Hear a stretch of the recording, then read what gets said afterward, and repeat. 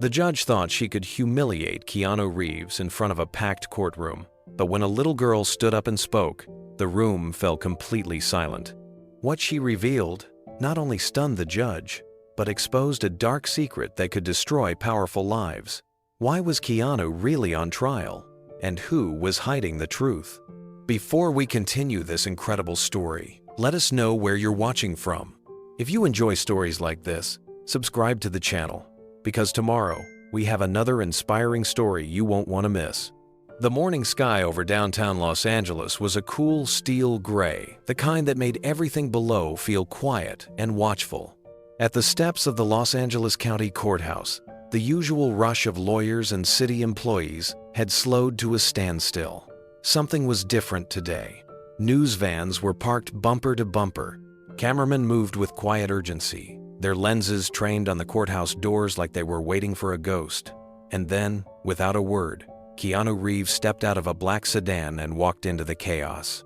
He wore a black suit, no designer logo, no flash, just quiet elegance and a simple black tie. His shoes made no sound as he walked across the stone. His face was calm, but something in his eyes said he hadn't slept much. There were no sunglasses, no entourage.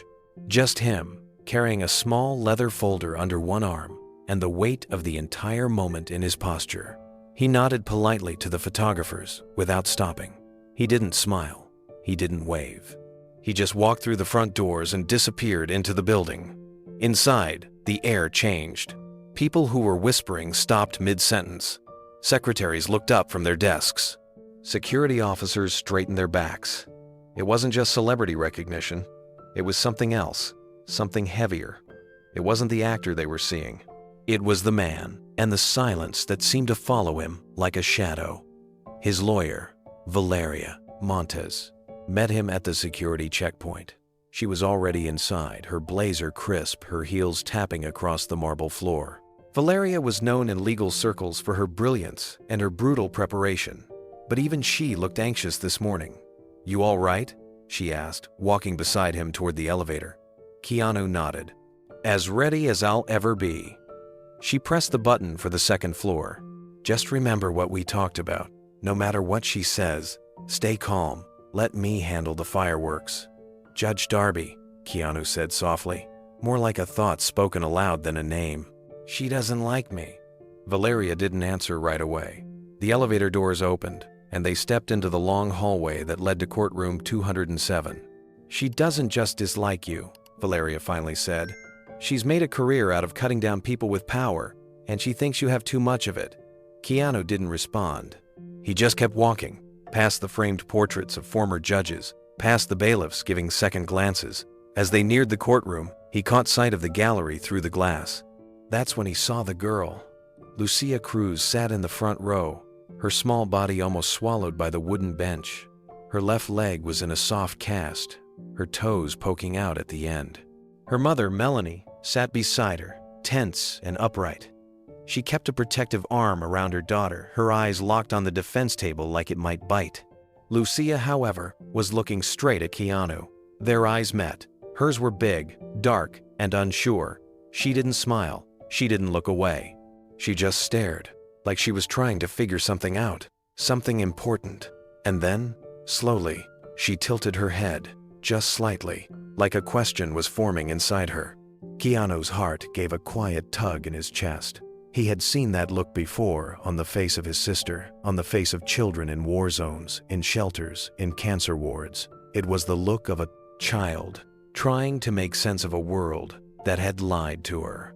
A world where the truth had been whispered away by adults, too afraid to speak it aloud. He gave her the faintest nod. She blinked, then looked down at her cast. Behind the girl, a man stood and adjusted his tie. Evan Blake. Tall, lean, sharply dressed, and already flipping through a yellow legal pad like he was counting down to a performance. He was known for turning victims into headlines. And today, his case was about to explode onto every screen in the country. The courtroom doors creaked open as Keanu and Valeria entered, and all conversation stopped. Reporters seated in the back turned their heads. One dropped her pen. A courtroom artist paused mid-sketch. Even the bailiff, who had seen his fair share of high-profile defendants, looked up with something between curiosity and reverence. Keanu didn't flinch under the stares. He walked forward with quiet resolve, every step measured, as if he was walking towards something inevitable. Not just a verdict, but a turning point. He took his seat at the defense table, placing his leather folder gently in front of him. His hands stayed folded. His eyes rested on the table for a moment before lifting again to look across the aisle. Lucia was whispering to her mother now, her lips barely moving. Melanie leaned in, but didn't respond. She looked tense, like her entire body was bracing for impact. Her fingers tightened around her daughters. In that grip was more than fear. It was guilt. Valeria set her notes on the table and leaned in toward Keanu. Her attorney is going to try to make you the villain from the first question. Don't take the bait. Stay honest, stay calm. Let them trip over their own arrogance. Keanu nodded. That's all I know how to do. Just then, the side door opened. All rise, the bailiff called out. The room stood in unison. Judge Rowena Darby entered with deliberate steps, her black robe billowing slightly behind her. She moved like someone used to owning the room, but her face held a stillness that felt carved in stone. Her hair was pulled back into a bun so tight it looked painful. Her expression didn't change when she saw Keanu, but something in her eyes flickered. Not surprise, not anger. Something deeper, something older. She took her seat without looking directly at him. You may be seated, she said, her voice cold and clipped. The benches creaked as everyone sat down. Keanu felt the weight of the silence that followed. It wasn't just anticipation. It was tension, wrapped in something personal. Judge Darby looked down at her file. Her fingers tapped once, twice, then stopped. She finally raised her eyes to meet Keanu's. Mr. Reeves, she said, drawing out the syllables. I hope you're prepared to answer some difficult questions today. Keanu didn't look away. Yes, Your Honor. I'm here to tell the truth. A few reporters scribbled that line into their notebooks. It was exactly the kind of quote they'd hoped for, but also exactly what Judge Darby didn't want to hear. Her lips pressed into a thin line. Very well, she said. Then let's begin. Across the aisle, Evan Blake stood and adjusted his lapel. He turned toward the judge and nodded, but not before glancing at Keanu with a smirk that didn't reach his eyes. The game had begun, and it was clear not everyone in that room wanted the truth to win. As the court clerk began reading the official case title, Keanu's eyes drifted once more toward Lucia.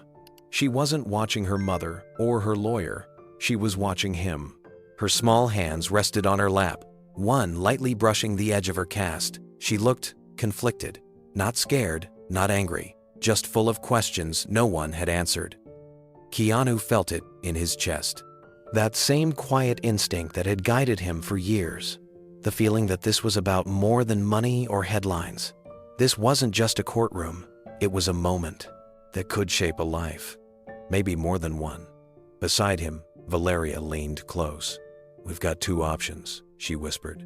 We can treat this like a regular trial, or we can go deeper. We can pull back the curtain, Keanu whispered back.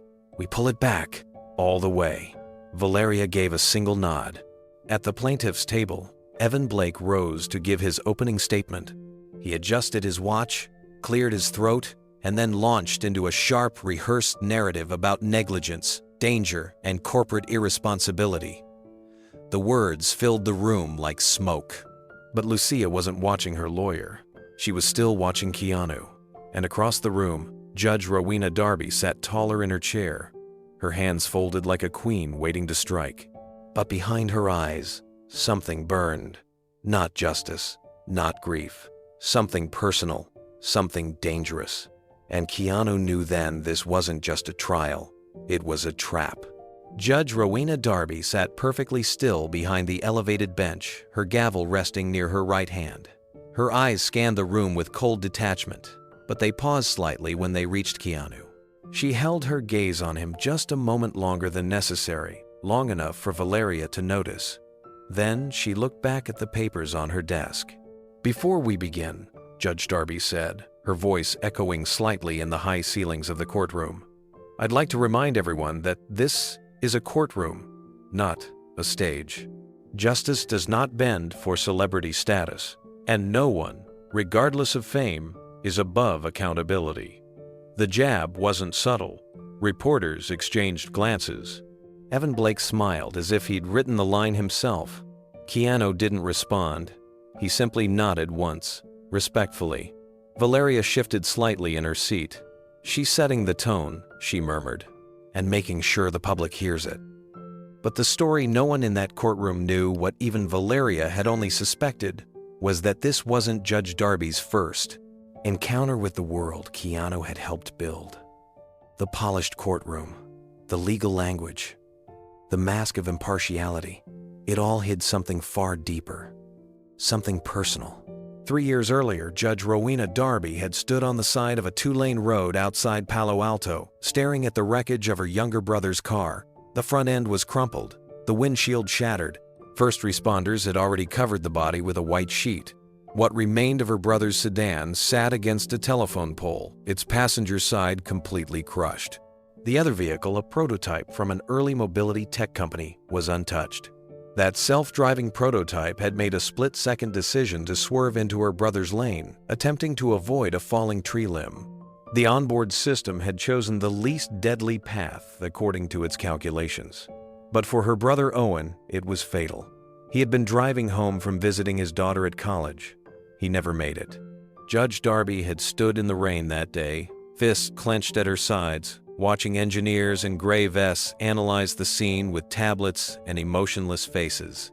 And when one of them mentioned that the startup was partially funded by Keanu Reeves' foundation, something inside her twisted. She didn't scream. She didn't cry. She simply took that name, Keanu Reeves, and buried it like a stone in her heart. Over the next year, she followed his work, not out of curiosity, but out of something darker, quiet resentment. Every new article about his mobility initiatives, every award he received for innovation, every photo of him shaking hands with mayors or donating to children's hospitals, it all chipped at something raw inside her. In her chambers, she began compiling articles, reports, legal opinions, anything connected to his initiatives. She labeled the files with red stickers: KR, auto ethics, civil liability, mobility exemptions. A section of her bookcase became dedicated entirely to what she privately called the Keanu Project. And when this case appeared on her docket, an injury, a child, and the words Keanu Reeves Foundation written under liability, her hands had trembled as she read it. This, she told herself, was justice finally circling back. Judge Darby flipped through the printed complaint before her, but her mind was somewhere else. She barely heard Evan Blake beginning his opening statement. Her thoughts kept drifting back to the wreckage of her brother's car. It had taken 6 hours to pull his body from the driver's seat. The engineers had called it unfortunate collateral damage, and the company released a bland public apology 2 days later. But the headlines weren't about Owen Darby. They were about Keanu Reeves. Actor funds breakthrough in autonomous safety. Keanu Reeves reshapes mobility access through innovation. She remembered watching a clip of Keanu being interviewed. He had spoken with humility, as always, about how the program wasn't about machines. It was about giving people dignity and safety. But to her, it sounded hollow. The man had no idea what it felt like to bury a sibling because of a machine's mistake. And so she decided then, when the moment came, she would make him answer not just to the law, but to her pain. Back in the courtroom, Evan Blake's voice rang out. "We are here today because a child suffered a devastating injury under the care of a system promoted by the defendant. A system that promised safety, but delivered trauma." He turned to the jury, then glanced at Judge Darby. "We trust systems because we trust the people behind them.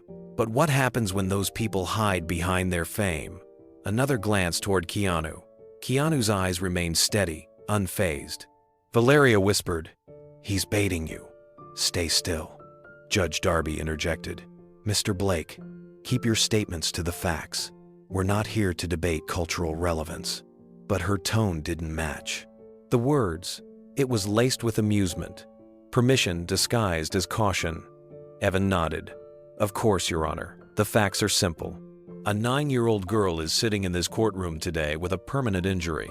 And the vehicle that struck her carried a logo funded and developed by the defendant's foundation. Across the room, Melanie Cruz dabbed her eyes with a tissue. Lucia remained silent. She hadn't looked at her lawyer once since he stood up. Judge Darby shifted her weight slightly. She had read every inch of this file 3 times over. She had highlighted inconsistencies in the accident report, made notes on witness statements, and ignored several technical briefs from independent engineers suggesting the system may have actually prevented a worse injury. Those files sat in her private folder, unmarked, unshared. She had no intention of letting them enter the official record. Instead, she had devised a slow burn strategy. Let the case unfold like any other. Let the rules appear to guide the trial. But every time Keanu tried to defend himself, every time his attorney moved to introduce technical evidence, she would find a procedural reason to deny it. To the world, it would look like justice. But to her, it would be retribution. Later that evening, long after the courtroom had emptied, Judge Darby sat alone in her chambers. The silence felt heavy. Her desk was stacked with motions, but she wasn't reading them. She reached for the lower drawer, unlocked it, and pulled out the black binder labeled KR, Personal Archive. She flipped past pages of research, photos from tech expos, and internal reports filed under public safety. Then she stopped on one grainy image. It was Keanu standing in front of a modified mobility van, shaking hands with a paraplegic veteran. The headline beneath it read, "Keanu's Wheels of Dignity program hits milestone." She stared at the image for a long time. There was no arrogance in his eyes, no smugness, just warmth, sincerity, and yet her jaw tightened. "You have no idea what you've done," she whispered. She closed the binder and leaned back in her chair. Her eyes fell on the shelves behind her rows of files and legal precedents. Her office was pristine, every corner curated, but those red-labeled binders stood out like wounds. She reached for another folder labeled Case Study, Autoethics versus Humanity, and jotted a note in the margin. It read, "Watch for emotional manipulation. He uses humility as armor." At that moment, her assistant knocked gently and poked her head in. "Judge Darby, the press is requesting a quote. Do you want me to decline?" Judge Darby didn't hesitate. "No comment. This trial must speak for itself." After the door closed again, she turned off the lamp on her desk. Only the moonlight filtered through the window now, casting long shadows on the wall. Her reflection in the glass stared back at her, measured, calm, but haunted. She didn't see herself as vindictive. She told herself this wasn't about punishment. It was about responsibility. The kind no one had forced the tech world to take when her brother died. And if she could make Keanu Reeves, the symbol of this movement, feel the weight of consequence, then maybe others would think twice before calling machines progress.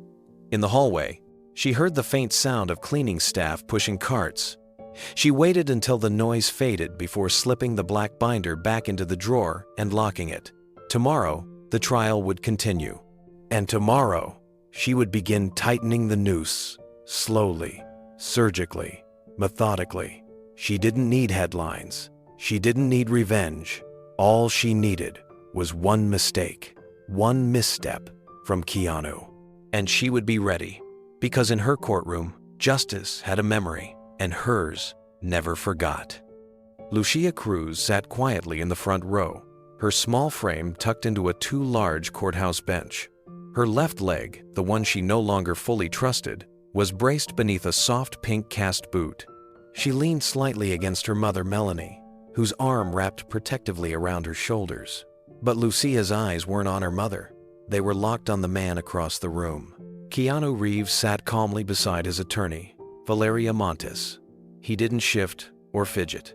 His hands rested lightly on his lap, one thumb absently brushing the other. From time to time, he glanced toward Lucia, but never too long, just enough to acknowledge her presence without invading it. Lucia had been told by more than one adult that Keanu was responsible for what happened.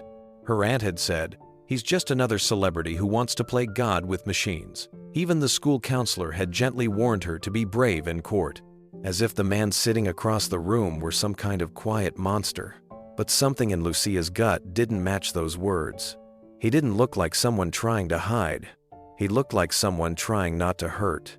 She lowered her eyes and whispered, "Mom?" Melanie leaned down. "What is it, baby?" Lucia hesitated. Her voice was small. "I think the car was trying to help me." Melanie stiffened. Lucia felt it in her mother's arm, the subtle pullback, the change in warmth. Melanie didn't respond right away. She looked straight ahead, lips pressed tightly. Lucia waited, but no comfort came.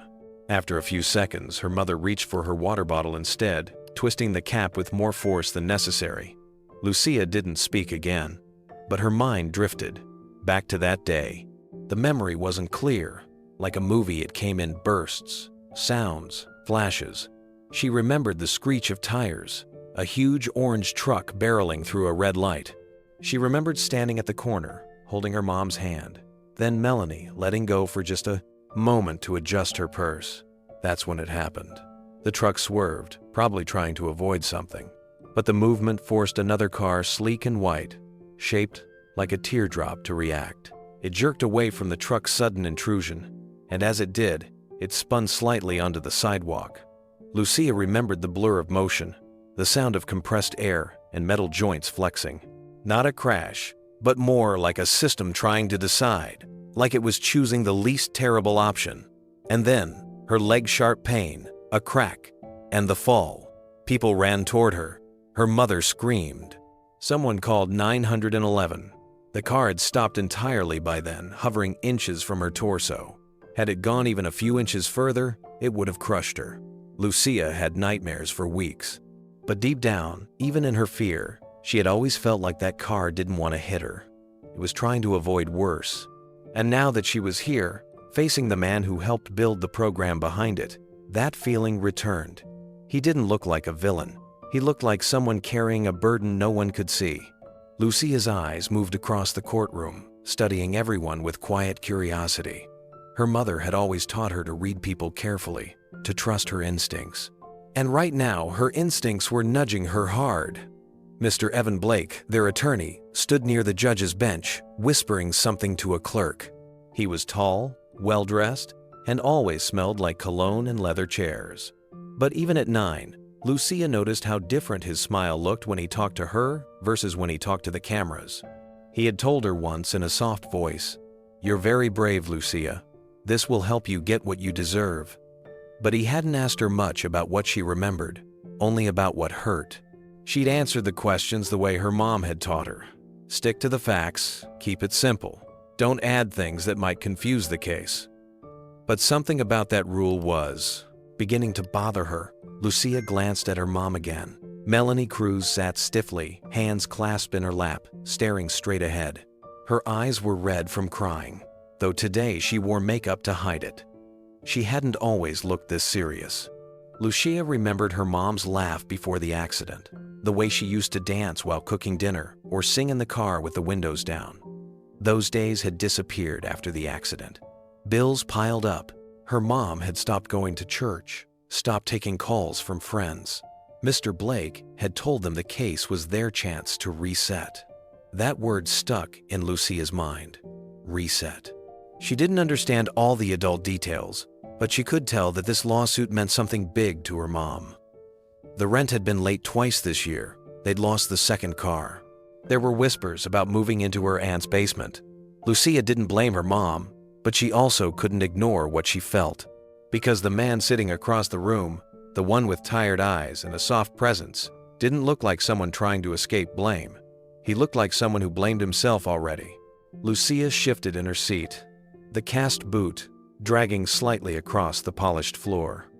The movement caught Keanu's attention.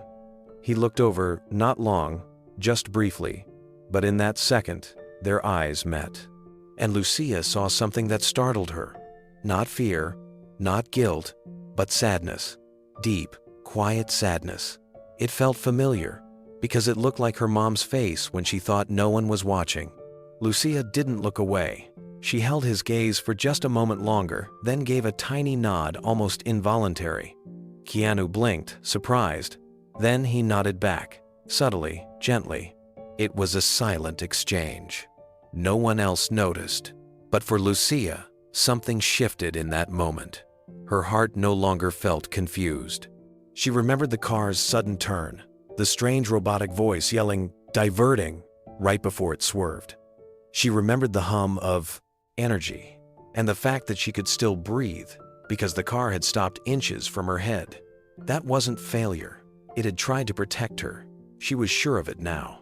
Lucia leaned toward her mother and whispered, "Mom, I think the car was trying to help me."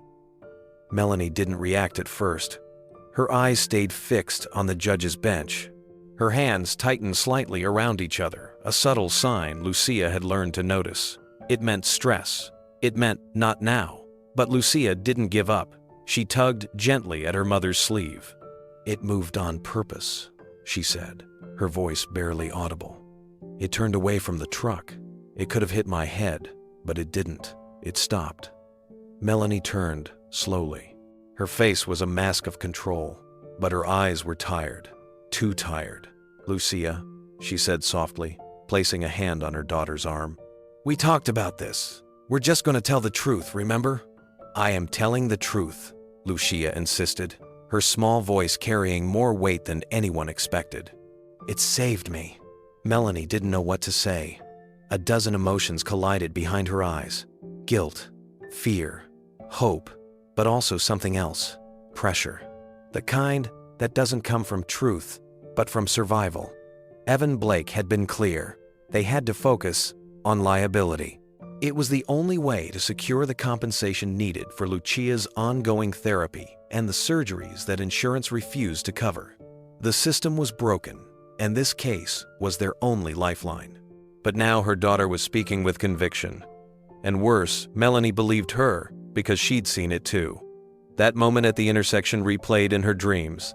The blinding headlights, the screeching tires, the terrifying second when her daughter screamed, and then the stillness. The car had braked so hard it left black streaks on the pavement. Emergency responders had said it could have been a fatal crush. They called it a miracle save.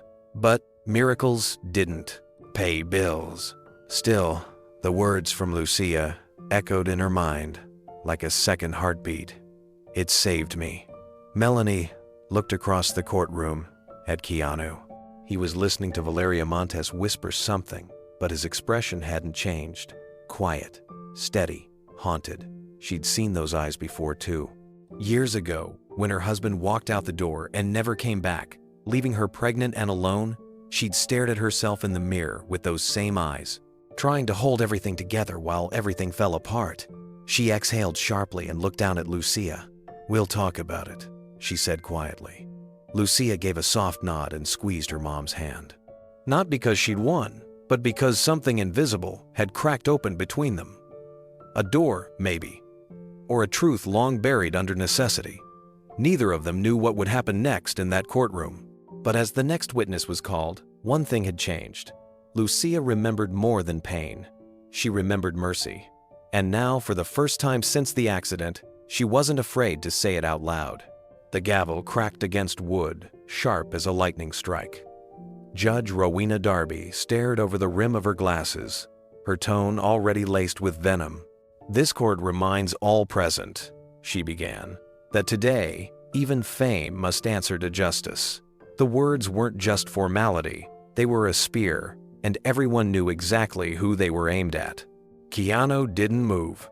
Dressed in the same tailored black suit, he sat with his hands gently folded, unmoved by the flashbulbs, the murmurs in the gallery, or even the deliberate sharpness in the judge's voice. His stillness wasn't passivity, it was his armor. Judge Darby leaned forward. "Mr. Reeves," she said, drawing out each syllable, "you're not here as a movie star. You're here as the financial backer of technology that left a child permanently injured. Do you understand the weight of those words?" Keanu stood slowly as Valeria gave a silent nod. "Yes, Your Honor," he said, his voice steady. "I do." There was no grandstanding, no self-defense, just calm. But Darby wasn't finished. "You've made a name for yourself by endorsing the future machines, automation, artificial intelligence." Her tone hardened. "You claim it's for public good, But where's the good in leaving a 9-year-old girl with a crushed femur and a lifetime of surgeries?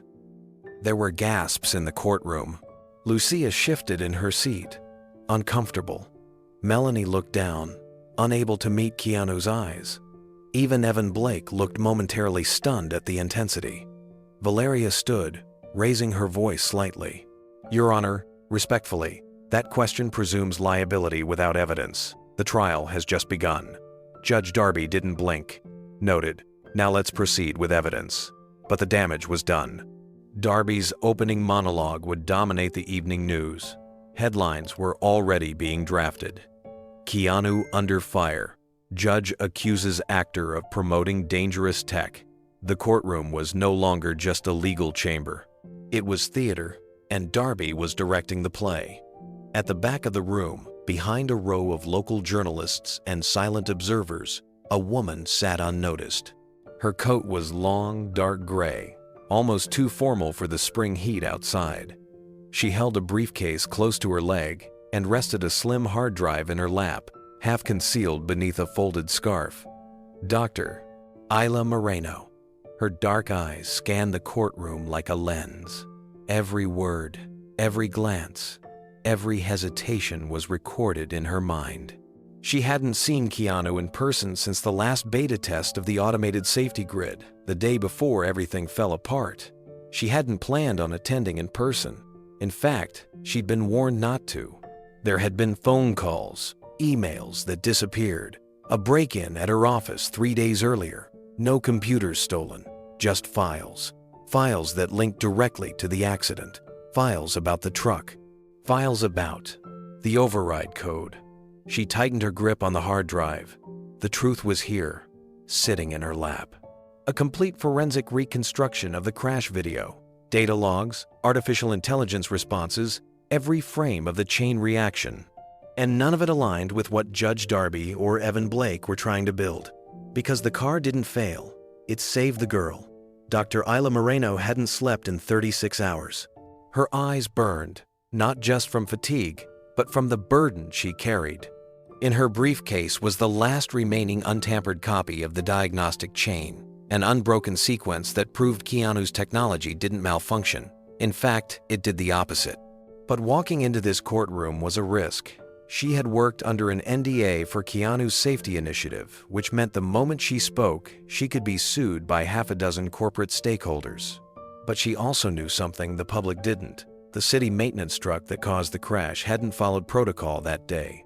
Its manual override was disengaged, something that could only be done by an operator or through remote manipulation. The courtroom had no idea how much was at stake. This wasn't about one car or one girl. It was about a legal precedent that could destroy the future of ethical automation if manipulated the wrong way. Back at the front of the courtroom, Judge Darby looked down at Keanu with an expression that bordered on disdain. You helped fund the development of this automated vehicle prototype, did you not? Yes, Your Honor, Keanu replied. Through my nonprofit initiative, Mobility for All. And how long have you been promoting this? Mobility for All. Since 2017. We provide grants to support experimental transportation tech for underserved areas, public buses, smart infrastructure, safety upgrades. Judge Darby interrupted. So you admit you knowingly supported the deployment of untested vehicles on city streets? Valeria quickly interjected. Objection. That characterization is misleading. The vehicles were fully permitted under city pilot programs. Darby raised a brow. Noted. But we will let the jury decide how tested they truly were. Keanu sat back down. His jaw remained still, but Valeria could see the pressure building. She leaned in and whispered just loud enough for him to hear. They're baiting you. Stay calm. The public's watching. Keanu gave a small nod. He knew what she meant. His silence, his restraint, that's what people respected. That's what made him different from other celebrities who exploded on camera. If he cracked here, even once, the narrative would twist against him. Behind them, Evan Blake smirked. He'd already started leaking curated segments of the case to the press. Phrases like reckless tech billionaire and robotic negligence were gaining traction online. Blake didn't care about the truth. He cared about winning, and about a future run for state office which this case could launch. Isla watched him with silent revulsion.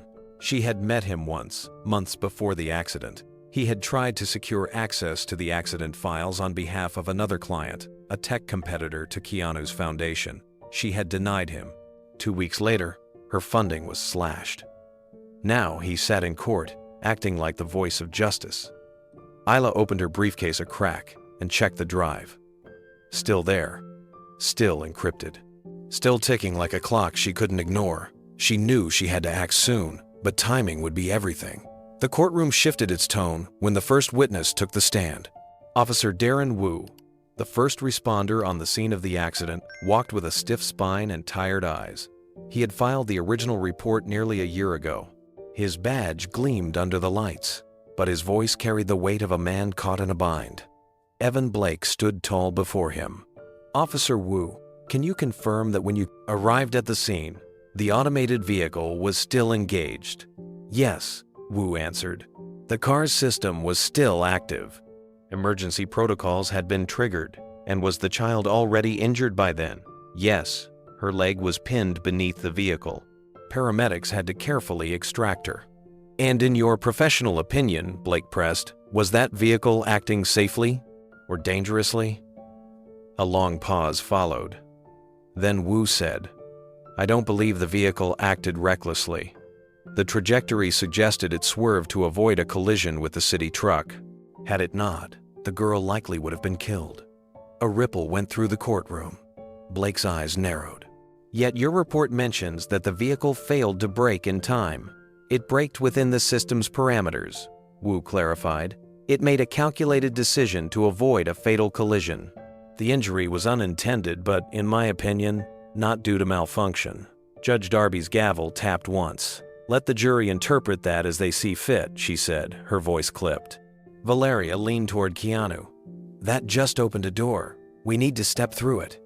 In the back of the room, Isla Moreno scribbled in her notepad. Her hands trembled slightly as she wrote one line. Intentional system override by third parties suspected. It was a theory she had been piecing together for months. She slid the hard drive back into her briefcase, zipped it tight, and stood up.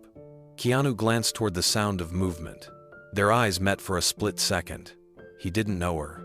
Not yet. But something about her gaze said everything.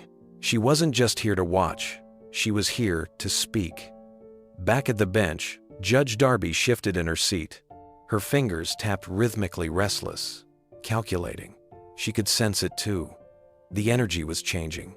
The courtroom wasn't under her control the way it had been when the session opened. She looked down at the docket, then up at Keanu.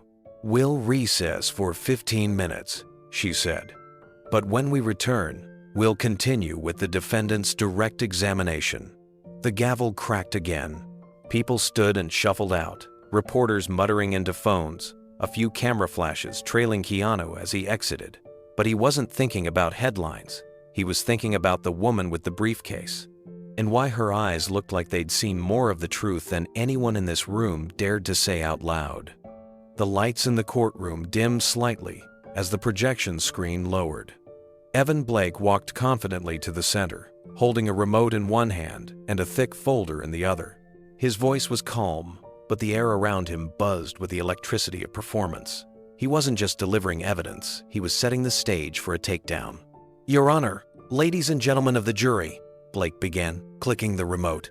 Let's take a closer look at what this so-called safe vehicle actually did to my client. The screen lit up with a grainy but dramatic photo. It showed Lucia moments after the accident, lying on the pavement, her leg twisted unnaturally beneath the car. Blood pooled near her knee. Melanie, her mother, was crouched beside her, screaming. Paramedics blurred in motion around them. Several jurors flinched. This, Blake said, pausing for impact, is what happens when experimental technology is deployed without adequate human oversight. Mr. Reeves funded this initiative through his nonprofit, pushing the limits of automation, speed, and so-called safety. Valeria leaned toward Keanu and whispered, that image is real, but the angle it's meant to provoke, not inform. Blake clicked again. Now a screenshot of the vehicle's public launch press conference appeared Keanu standing in front of the sleek, futuristic car, smiling as cameras flashed. "Note the irony," Blake said. "The face of safety," they called him. A man of compassion. But in pursuit of that image, what corners were cut? What systems were rushed to market? He turned to the jury. "We have a child who will walk with a brace for the rest of her life. We have trauma, pain, and permanent loss, because someone wanted to play savior with machines." Keanu didn't move. He absorbed each word with quiet restraint, but his hands were clasped tighter than usual. A flicker of tension lived in the lines around his mouth. The next slide displayed a medical document highlighting Lucia's injuries in red. Below it, a doctored excerpt from an engineering review. "This report," Blake said, "shows an internal concern about system reliability at high-traffic intersections. It was buried in the early stages of development. We have every reason to believe Mr. Reeves was aware of these risks and chose to proceed anyway." Valeria rose. "Objection, Your Honor. That document lacks authentication." Judge Darby didn't hesitate. "Sustained. But the jury will recall that the objection pertains only to verification, not relevance." Blake smiled thinly. He had done what he came to do. Meanwhile, in the gallery, Lucia clutched her mother's sleeve. "Mom," she whispered, "that's not how I remember it." Melanie hushed her softly. "Just stay quiet, baby." Lucia looked down, guilt flooding her small chest. Something about this felt wrong. She didn't know exactly what, but it was growing louder in her gut. Not just the pain of her leg, but the unease of something being twisted. Not just her bones, but the truth. Behind them, two men in sharp suits sat silently, watching everything. One of them nodded subtly to the other when Blake finished. They weren't reporters, they weren't random onlookers, they were from Draytech Auto, and they had already made their move. Weeks before the trial began, Melanie Cruz sat in a modest diner on the outskirts of East Hollywood, nervously sipping coffee that had long gone cold. She looked at the door every few seconds, half hoping the man she was waiting for wouldn't show, but he did. A man in a tailored gray suit entered without removing his sunglasses. He walked straight to her table and sat down across from her like they'd done this before, only they hadn't. Not officially. "Miss Cruz," he said, setting a thin briefcase beside him. "You've been through something terrible, and I'm here to help you get what you deserve." She blinked. "You're from?" "Let's just say I represent interests who believe in accountability, interests that aren't comfortable with tech billionaires getting away with hurting children." He leaned forward. "We believe your daughter's accident was preventable, and that someone should be held responsible, preferably in court." Melanie's throat tightened. "We don't have money for a trial."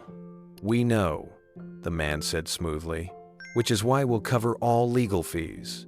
Our team will assist Mr. Blake with strategy, documents, even expert witnesses. All you have to do is agree that the vehicle, its software, its timing, its proximity to city infrastructure was responsible." She hesitated. "But it was a freak accident. There was a truck swerving. I don't even know if the car could have done anything." The man smiled, but it didn't reach his eyes. "A jury doesn't need to know the gray areas. They need clarity, emotion, narrative, and a little girl's limp does the job." Melanie looked down at her calloused hands. Bills were piling up. Her job as a hospital clerk had cut her hours since she'd taken time off to care for Lucia. Insurance had barely covered the initial surgeries, and Lucia still needed therapy, braces, equipment. "I'm not trying to get rich," Melanie whispered. "I just want to make sure she's okay." "Exactly," he said. "And with our backing, you can secure a future for her, a real one." That was how it started. What Melanie didn't realize, what no one had told her, was that Draytech Auto wasn't just a neutral observer. They were a direct competitor to the nonprofit program that funded the automated car involved in the accident, and they had lost millions in public contracts the year Keanu's initiative was greenlit. His support of open-source safety systems had shifted the landscape and cut into Draytech's territory. Helping support the truth was their PR spin. But really, this case was about setting a public fire to the face of the movement.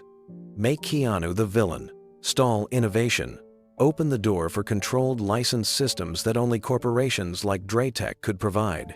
Back in the courtroom, none of that context showed. Blake continued his performance. Images, quotes, carefully curated outrage. Valeria could see the manipulation, but proving it would take more than intuition. And in the back of the gallery, Lucia looked over at Keanu again. He wasn't looking at the screen, he was looking at her. And in that moment she felt seen, not as evidence, not as a victim, but as a person. Lucia leaned closer to her mother and whispered, "Mom, are you sure he's the bad guy?" Melanie froze. She hadn't expected that question. Not here, not now. Lucia's voice was soft but steady. "I keep thinking about that day, about how the car moved. I think it was trying to protect me." Melanie's eyes filled with tears, but she didn't answer. She reached for her daughter's hand instead, squeezing it gently, as if silence could smooth away doubt. But the doubt didn't leave. It lingered in her daughter's eyes, and it echoed in her own mind. Back at the front of the courtroom, Evan Blake continued his assault. He displayed diagrams and simulated reconstructions that exaggerated the car's speed and made its decision-making look almost sinister. He paused dramatically as he turned to the jury. "Is this what we're calling innovation? A machine that can decide who gets hurt and who walks away?" He shook his head. Mr. Reeves and his team poured millions into this project. But no amount of funding changes what happened to this little girl. Melanie looked away. Every word from Blake made her feel smaller. Dr. Isla Moreno remained in the back row, her hand resting on the hard drive inside her briefcase. She had the full telemetry, the real data.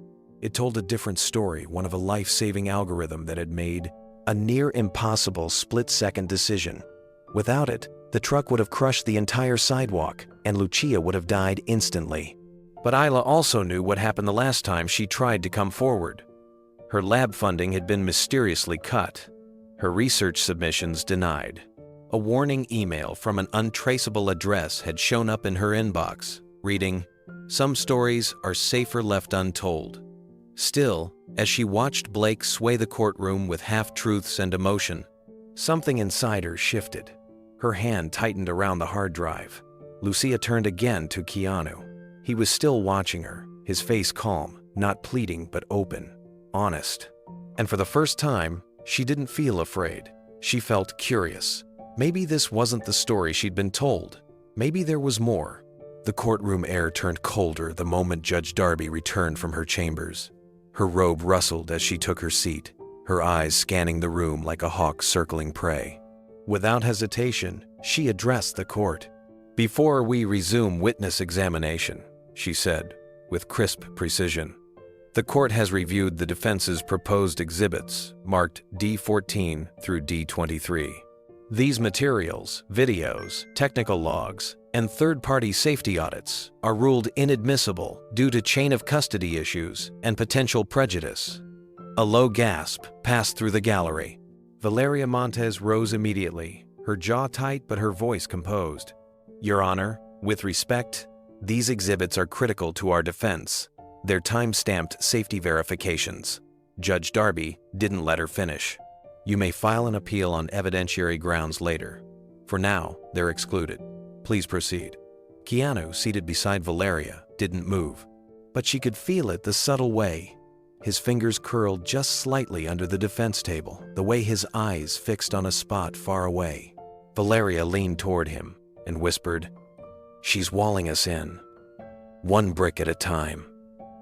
The courtroom's rhythm resumed, but the weight of the moment lingered. Evan Blake smirked. He knew this was a tactical win. Without those exhibits, Keanu's defense lost a massive portion of their factual base. He adjusted his tie, then looked toward Melanie Cruz. She sat stiffly, holding her daughter's hand. She didn't meet his gaze. Keanu asked quietly if he could speak. Valeria hesitated. "She might shut you down again. I won't let her stop the truth," he said gently. He stood. Valeria gave a slight nod, and the judge noticed. "Mr. Reeves," Judge Darby intoned, "you're not currently on the stand." Keanu remained calm. "With the court's permission, I'd like to make a brief statement. Not about the case, about why I'm here. Judge Darby's expression tightened. "Proceed." Briefly, Keanu looked around the courtroom. Dozens of eyes stared back. Most were strangers, but some, like Lucia's, carried innocence. Others, like Melanie's, carried fear. But Keanu didn't speak to them. He spoke as if he were addressing a single person, quietly and sincerely.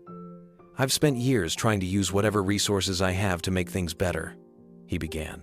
"Not perfect, just better." He paused. "I remember visiting an orphanage in rural Nevada just months before this case began. They had a single van, a donated autonomous vehicle from our foundation. One snowy night, that van brought a child with a seizure to a hospital 70 miles away. No driver, no delay. That child lived, and that van is still there, still working." The room hushed. Even Judge Darby did not interrupt at first. "But that doesn't make headlines," Keanu continued. "It doesn't sell outrage. What matters is the mission, the people, especially the ones who have no voice." Judge Darby raised a hand. "This is a courtroom, Mr. Reeves," she said sharply. "Not a theater. If you have testimony, save it for your time on the stand." Keanu nodded slowly, then sat back down.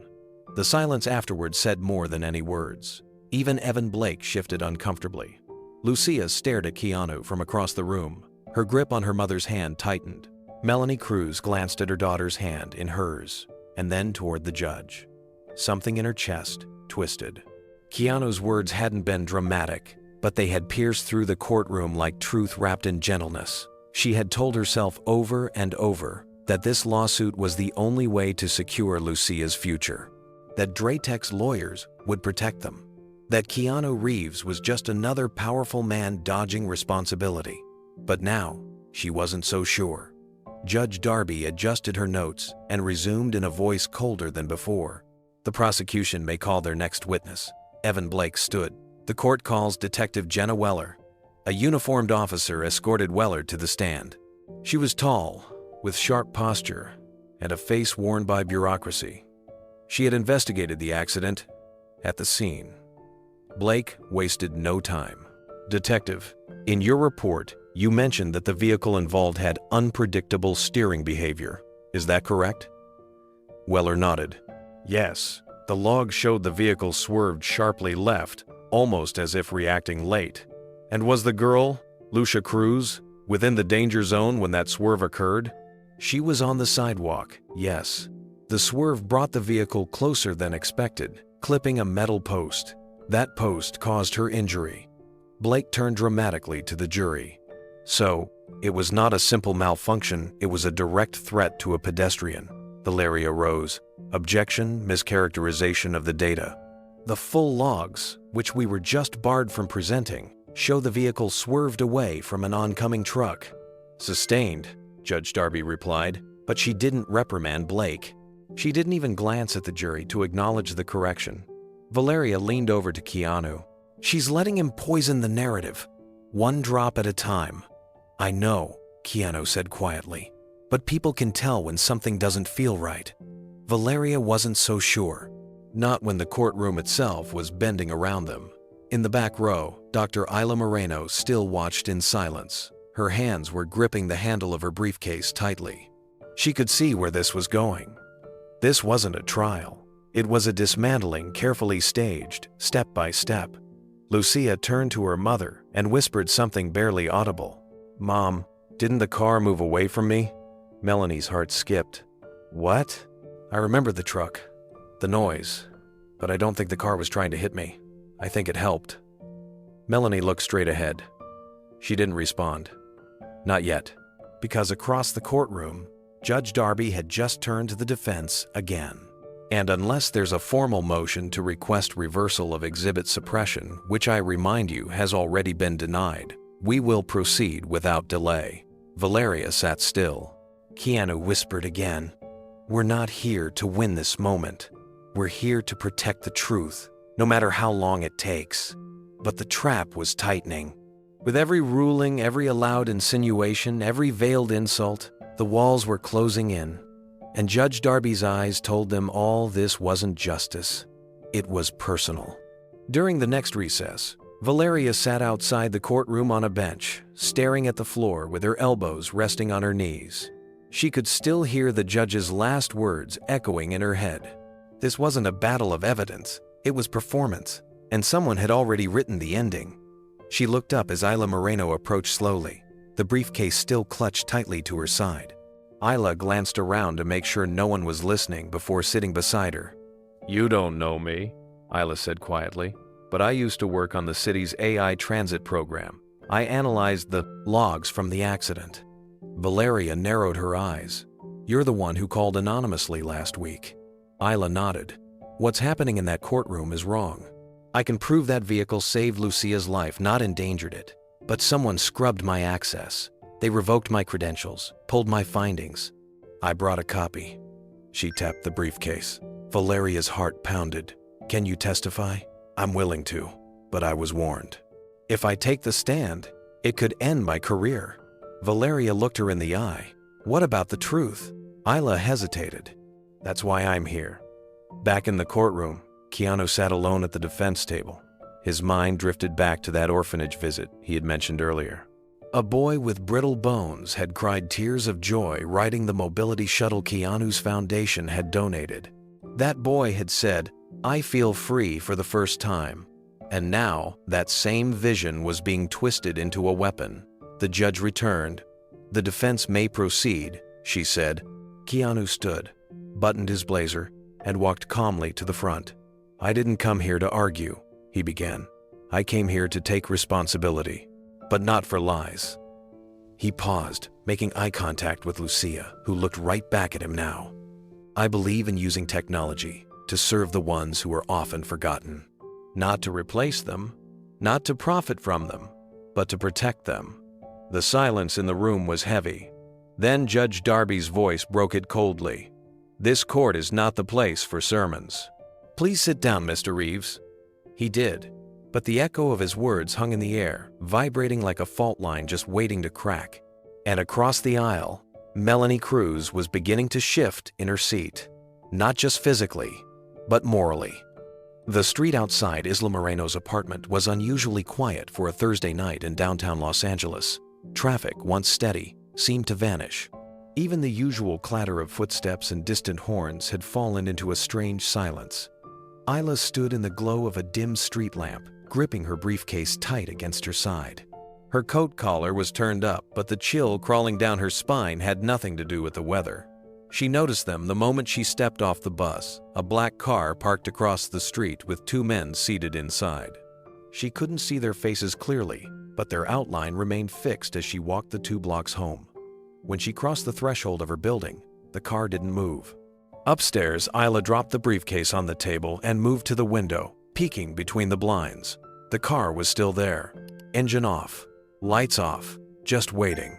Her hands trembled slightly as she reached for her phone. She dialed Valeria's number, but it went straight to voicemail. "Hey, it's me. I think someone's following me. I'm not sure if it's related to the case, or if I'm just being paranoid. I'll call back if anything changes." She ended the call, double-locked her front door, and shut the curtains. Then she opened her laptop. The crash data was still stored on the backup drive inside the briefcase. Her analysis, time-stamped and signed. The predictive pathing system had clearly swerved the vehicle away from danger, not into it. That decision, made in less than a second, had probably saved Lucia's life. So why was this being buried? Her phone rang. Unknown caller. She hesitated before answering.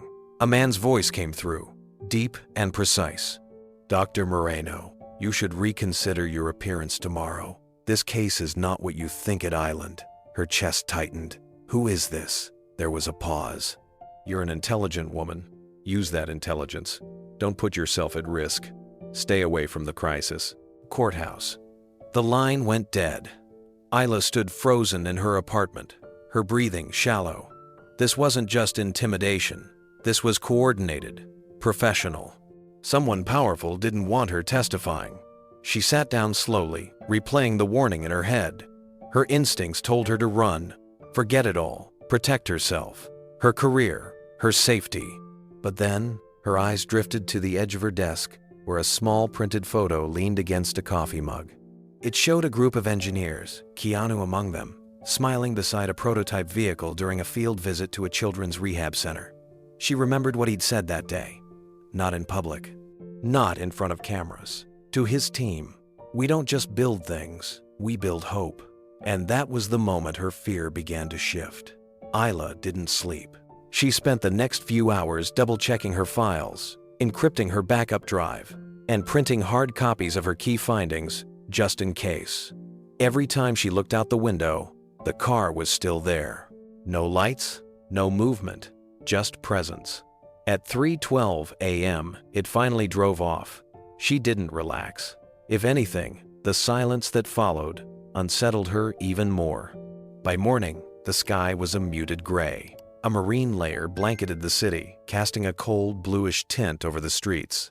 Isla stood at her mirror, staring at her own reflection, wondering how many people had once felt the same tension, the same weight of a decision no one could make for them. Her phone buzzed. This time, it was a message, not a call. No name, just a text. Final warning. Court is a mistake. She turned the phone off and dropped it in the drawer. Downstairs, she kept her head low as she walked through the lobby. The doorman smiled, but his eyes looked uncertain, like he sensed something was off. She offered a quiet nod, then stepped into the cab waiting for her by the curb. It wasn't the rideshare she'd ordered, but she had learned by now not to use her usual accounts. She paid in cash. No digital trace. On the ride across the city, she clutched the briefcase in her lap like it held a live wire. The driver kept glancing in the mirror. "You okay, ma'am?" She didn't answer. Her mind returned to Keanu's face in that rehab center. How he had knelt beside the child in the wheelchair, not with pity, but curiosity. He asked the boy about his dreams, his fears, and how he felt using the mobility system they had built together. Keanu hadn't spoken like a CEO. He'd spoken like someone who wanted to understand what the future would feel like for the people living in it. She remembered one more thing he'd said that day off the record, when a colleague had asked why he was pouring his own money into a nonprofit that would never turn a profit. "Because some things shouldn't be owned," he'd said. "Access to movement, access to dignity, that belongs to everyone." She clung to that memory as they pulled up outside the courthouse. Steel barricades, news vans, protesters on both sides of the lawsuit, waving signs, reporters calling Keanu's name, eager for blood or redemption. Isla took a breath and stepped out. As Isla climbed the courthouse steps, each footfall echoed like a decision made. Her shoes clicked against the concrete with steady purpose, though her heart was racing. Inside the lobby, a security officer waved a wand over her briefcase. She held her breath. The officer paused, glanced at the hard drive, then waved her through. No questions.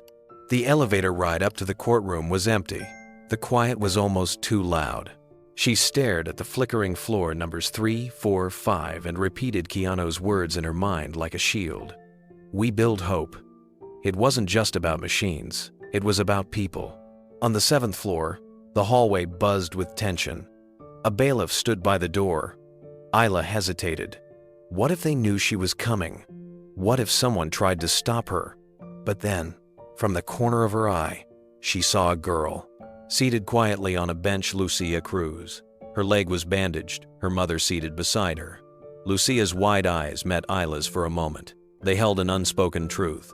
Lucia looked away first, but Isla saw it. Doubt. A child's honest doubt in a world filled with rehearsed anger.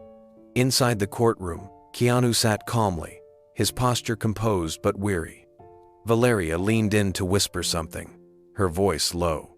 On the opposing side, Evan Blake stood with his usual smug confidence, flipping through a folder, confident his performance was winning the court of public opinion. And high above, like a hawk surveying prey, Judge Darby adjusted her robes.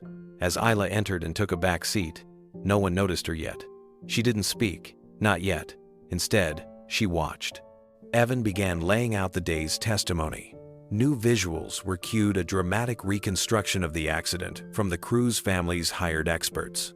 It depicted a vehicle jerking violently, Lucia's body flung in slow motion, the narration framing it as a near-fatal malfunction of an irresponsible tech project. The room murmured with unease.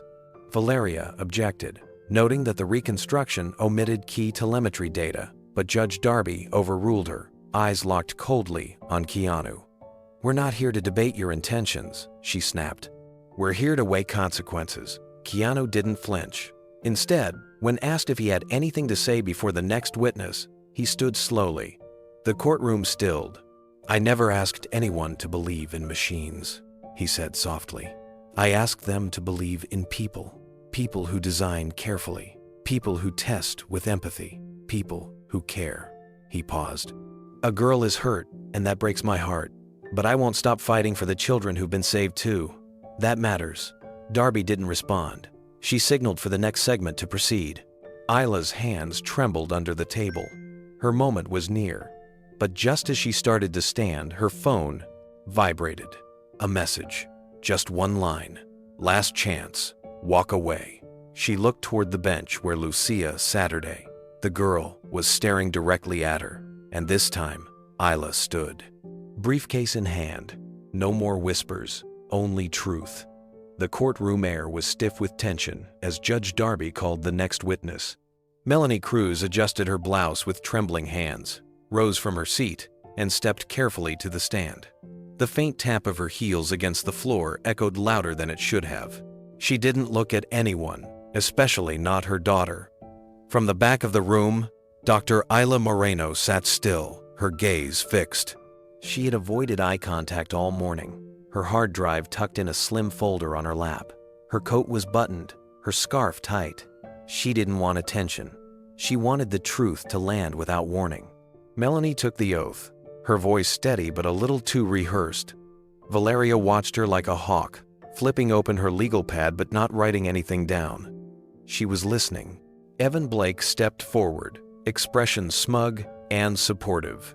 "Mrs. Cruz, thank you for your courage. Can you please tell the court what happened on the day of the accident?" Melanie nodded slowly, swallowing before she began. "My daughter Lucia and I were walking near the tech demonstration site. I saw the prototype vehicle. It didn't slow down. It swerved toward us. I tried to pull her away, but it was too fast. It struck her, and we both fell." Evan leaned in slightly. "Did you hear any warnings? Any brakes?" She shook her head. Nothing. It came out of nowhere." Lucia shifted uncomfortably on the bench. Her crutches leaned against the side, and she looked down at her lap. Her mother's words were sharp and clean, too clean. "Were you aware of the vehicle's autonomous programming at the time?" Evan asked. "No," Melanie replied, quickly this time. "All I knew was that it hit my daughter." Judge Darby glanced at Keanu briefly. He didn't move. He sat in place, hands folded, absorbing every word. But Isla saw something else. A flicker of disbelief behind his eyes.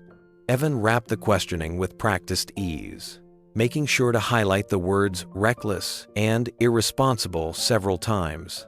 Valeria didn't object. "Not yet. Defense may cross," Darby announced flatly. Valeria stood and approached slowly, tapping her pen against her folder. "Mrs. Cruz," she began softly, "you said the vehicle swerved toward you. Are you certain of that?" "Yes. But isn't it possible," Valeria continued, "that it swerved away? That it was avoiding something behind you?" Melanie blinked, clearly caught off guard. "I know. I'm sure it swerved toward us." "No hesitation?" Melanie hesitated now. "Number?" Valeria nodded, stepped back. No further questions at this time. Courtroom silence followed. Then Judge Darby called for a recess. Everyone stood. Lawyers gathered their materials. The audience began to murmur. And Isla saw her chance. She rose quietly, folder in hand, and walked directly toward Valeria as she stood by the defense table. Valeria glanced up, confused, until she recognized her. "I'm Dr. Isla Moreno," she whispered. Valeria's brow furrowed. "I know who you are." Isla placed the folder in her hands. Inside is the raw sensor log from the vehicle. Not the scrubbed version they got. The system detected a bicycle behind the Cruz family. It made a split-second decision to veer between both. That's why the child survived. Valeria's breath caught. Wait, what? Isla leaned closer. Tell Keanu. It wasn't a malfunction. The system worked. It saved her. I can prove it. Valeria opened the folder. A flash drive sat inside, along with an internal time-stamped memo. She looked up again. Isla was already walking away. Valeria stared at the flash drive in her palm like it was ticking. She tucked it swiftly into her jacket. Pocket, heart pounding. Her instincts told her this changed everything, but the danger wasn't over. Not with Judge Darby on the bench and Draytek's fingerprints all over the shadows of this case. Keanu sat quietly as the courtroom filled again. He didn't ask questions, but when Valeria leaned toward him, her whisper was sharp and urgent. Dr. Moreno gave me crash data, real data. The car didn't fail. It made a calculated decision, protected Lucia, and avoided the cyclist behind. Keanu looked at her, his calm face barely shifting, but there was a deepening in his eyes, the kind of quiet fire that only ignited when truth was near. We have to submit it, she said. He nodded slowly. How soon? I need to verify the files. But soon. Maybe next session.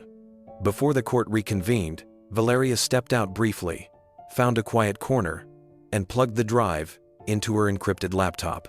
The screen filled with data logs, time-stamped micro-decisions, sensor arrays, and predictive path modeling. It was dense, technical, no jury could read it. But to the trained eye, it was gold. And there, clear as day, was the log entry from the moment of the crash. Obstacle detected. Human child, front left, bicycle rear right. Collision path forecasted. Initiating evasive maneuver. Vector leftward, brake assist engaged. She read it twice. This was no accident, no malfunction. The vehicle had executed an emergency split path, minimizing harm to both parties. And it had worked. Lucia was alive. The cyclist had passed unharmed. When court resumed, Melanie was back in the gallery, eyes heavy, clutching a tissue. Lucia sat beside her, leaning slightly forward as if her whole body strained for clarity. Evan Blake smirked behind his glasses, whispering something to his assistant. Judge Darby sat taller than before, her gavel resting like a threat. But Valeria felt something shift. Not in the room, inside herself. Because now, she didn't just have suspicion. She had proof. She would still need to navigate the rules of submission, the judge's resistance, and the prosecutor's tactics. But she had the one thing that could turn this entire trial around. Truth. Quiet, technical, unpolished truth. But truth nonetheless. And somewhere near the courtroom exit, Dr. Isla Moreno stepped into the light of the hallway, exhaled deeply, and finally allowed herself to smile. Just a little. Because the data couldn't lie. And now, neither could the courtroom. The morning light that streamed through the tall windows of the courthouse didn't warm the room, it exposed it. Every polished bench, every fine thread of Judge Darby's robe, every eye in the gallery watching for someone to make a mistake. And on this particular morning, that someone was supposed to be Keanu Reeves. The prosecution had just called a vehicle safety analyst to the stand, a stiff man in a charcoal suit with charts claiming system failure probabilities. Evan Blake had the court on a leash, weaving his narrative tighter and tighter. Ladies and gentlemen, he said smoothly, we can't allow excuses to masquerade as innovation. What good is a miracle vehicle if it puts children in the hospital? He motioned to the jury, then to Lucia Cruz. The young girl sat beside her mother, back straight, hands folded neatly in her lap. Her gaze had been quiet the entire trial, but something had been stirring behind her eyes ever since Dr. Moreno's presence in the courtroom yesterday. She had felt it. The shift. The difference between being the face of someone else's version of the truth and being the holder of her own. And now, as Evan turned from the witness stand to his closing line of questioning, Lucia moved. Not a whisper of sound, no permission asked. She stood up. I remember something, she said. The courtroom fell silent. Everyone turned. Melanie gasped and tried to reach for her daughter's hand, but Lucia stepped out into the aisle, her small voice steady. I remember the accident.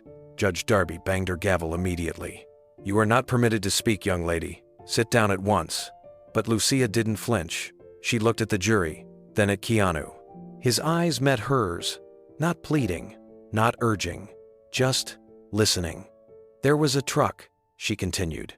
"I didn't see it at first, but it was going fast and swerving. It hit the light pole on the corner. I think it was trying to stop, but it couldn't." Valeria straightened in her seat. Lucia's hands trembled, but her words became clearer with each breath. "The car, the mobility car, it didn't just crash into me. It moved toward me, but not to hit me. It pushed me." Gasps rippled through the gallery. "It pushed me sideways," she said. And then something loud fell behind me. The pole. I didn't even realize it at the time, but the light pole almost crushed me. She looked around, voice trembling. "I think the car was helping me." Judge Darby slammed the gavel harder. "This is completely out of order," she said sharply. "This court will not tolerate theatrics." But she's the one who lived it. Someone in the gallery shouted. The room broke into murmurs. Even a few jurors exchanged glances. Lucia turned to her mother now. "Mom, I didn't say anything because I didn't want you to worry. I didn't remember all of it at first, but it's coming back." Melanie froze. Her eyes filled, mouth slightly open. And Evan Blake? He looked like someone had pulled the rug out from under his case. Melanie Cruz stared at her daughter, the little girl she had sworn to protect, and felt the walls of her carefully constructed silence collapse around her. She had signed contracts, nodded at lawyers, swallowed bribes dressed as help, and convinced herself it was for Lucia's future. But now, her daughter, innocent, steady, unafraid, was standing alone, telling a truth Melanie herself had buried. Judge Darby leaned forward, voice sharp. "Lucia Cruz, if you do not return to your seat, I will have the bailiff escort you out of this courtroom." Lucia didn't move. Keanu slowly rose from the defense table, his voice calm. "Your Honor, may I respectfully request that the young witness be heard under oath?" Darby's eyes narrowed. "This is not how we conduct proper testimony." Valeria stood. "Then let's do it properly. The girl is already on the record. The court must honor that," Blake cut in. "This is unprecedented. She's a child. She's confused. And she's the only person who was there when the vehicle made its final decision," Valeria said firmly. "If she recalls that it saved her, that's not confusion. That's clarity." The judge stared at them all, the tension sharp as glass. Then, with a tight nod, she relented. "Very well," she said. "Miss Cruz, you may take the stand. But this court warns all present. Any further disruption will be dealt with harshly." Lucia was sworn in. Her hands shook as she gripped the wood rail, but her voice stayed clear. "The car didn't hit me," she said once more. "It changed direction just before the lamppost fell." Valeria approached gently, her tone soft. "Lucia, can you tell us what you remember in the moments before the accident?" "I heard tires squealing. A truck was sliding through the intersection. Then I saw the car, Keanu's car. It turned a little toward me, and I remember thinking it was going to crash. But it didn't crash right away. It touched me, hard enough to push me, not to hurt me." Valeria nodded. "And what happened next?" Lucia's eyes drifted upward, toward the ceiling, as if trying to find the memory floating there. "The pole came down right where I'd been standing. If the car hadn't moved me, I think." She stopped. The room held its breath. "I think I wouldn't be here." The silence was absolute. Keanu bowed his head slightly, not in victory, but in reverence for the courage it took for a child to do what so many adults wouldn't. Judge Darby adjusted her robe, clearly irritated by the shift in energy. "Let the record reflect the child's testimony. However, the court will still evaluate all material evidence." Valeria didn't argue. She didn't need to. The moment had already sunk in. The jury looked different now, less rigid, more human. One juror, a man in his 50s, wiped something from his eye. Evan Blake sat down, jaw tight, no more words left. Melanie turned to Keanu. "I'm sorry," she whispered. "They told me this would be easy, that I'd be helping my daughter get justice." He met her gaze. "She just gave the world something bigger than justice." As court recessed, Valeria walked over to Keanu with a subtle smile. "She cracked it open," she said. Now we can breathe. But Keanu shook his head slowly. Number, now we fight. The courtroom was still echoing from Lucia's testimony when the judge returned and announced, without looking at anyone directly, that the defense may present a final statement before evidentiary arguments resumed. Keanu stood slowly. There was no rustling of papers, no prepared speech in his hands. Just him, quietly walking to the center of the courtroom floor, facing the jury, and then turning his eyes to Judge Darby. "Your Honor," he began softly, "I don't know the proper legal procedures as well as my counsel. I trust them to fight that battle. But if I may, I'd like to speak, not to defend myself, but to honor someone." He paused. Lucia Cruz, the little girl, blinked from the front row. Keanu nodded in her direction. "She spoke with more courage today than most of us find in a lifetime. I didn't ask her to do that. I didn't even know she remembered what happened, but she did. And she didn't stay quiet." Keanu let the words linger for a moment before continuing. "People think the strongest voice in the room is the loudest, but in my experience, it's usually the quiet ones who carry the most truth. And when someone like Lucia decides to speak, we have a choice. We can listen, or we can pretend we didn't hear her because it makes things complicated." He turned back to the judge. "I know this case has been complex, and I'm sure you've had to make difficult decisions. But respectfully, Your Honor, this isn't just about an accident, or a car, or me." He placed a hand on the wood rail near the bench, not as a challenge, but as a symbol of grounding. "This is about something we built, something we tested again and again, not because it had to be perfect, but because it was going to serve people who had no margin for error. Kids in wheelchairs, seniors in assisted homes, veterans who lost limbs, people who deserved mobility without fear." Valeria watched from her seat, silent, hands clasped tightly together. Keanu continued, voice even, "I've never claimed to be a genius. I've just been lucky to work with people smarter than me, people like Dr. Isla Moreno, who dedicated her life to making systems that don't just respond, but care. And we knew we couldn't afford to get it wrong." He looked down for a moment, gathering his next words with care. "I was in the room when the first prototype went live. We didn't cheer when it moved. We cried, because it meant that for the first time, a child could move without needing help. That's what we're on trial for. Not a product, but a purpose."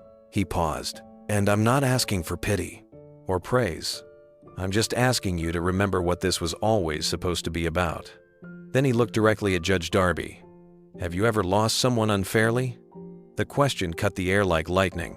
She flinched, barely, but enough. Judge Darby didn't answer immediately. She blinked once, then again. Her lips tightened, but her gaze faltered, not from annoyance, but from something deeper. Behind the elevated bench, the cold authority she had worn like armor began to shift. A ripple of uncertainty moved across her face, subtle but unmistakable. Keanu didn't push further. He simply lowered his eyes for a moment and said, "I have." Then silence.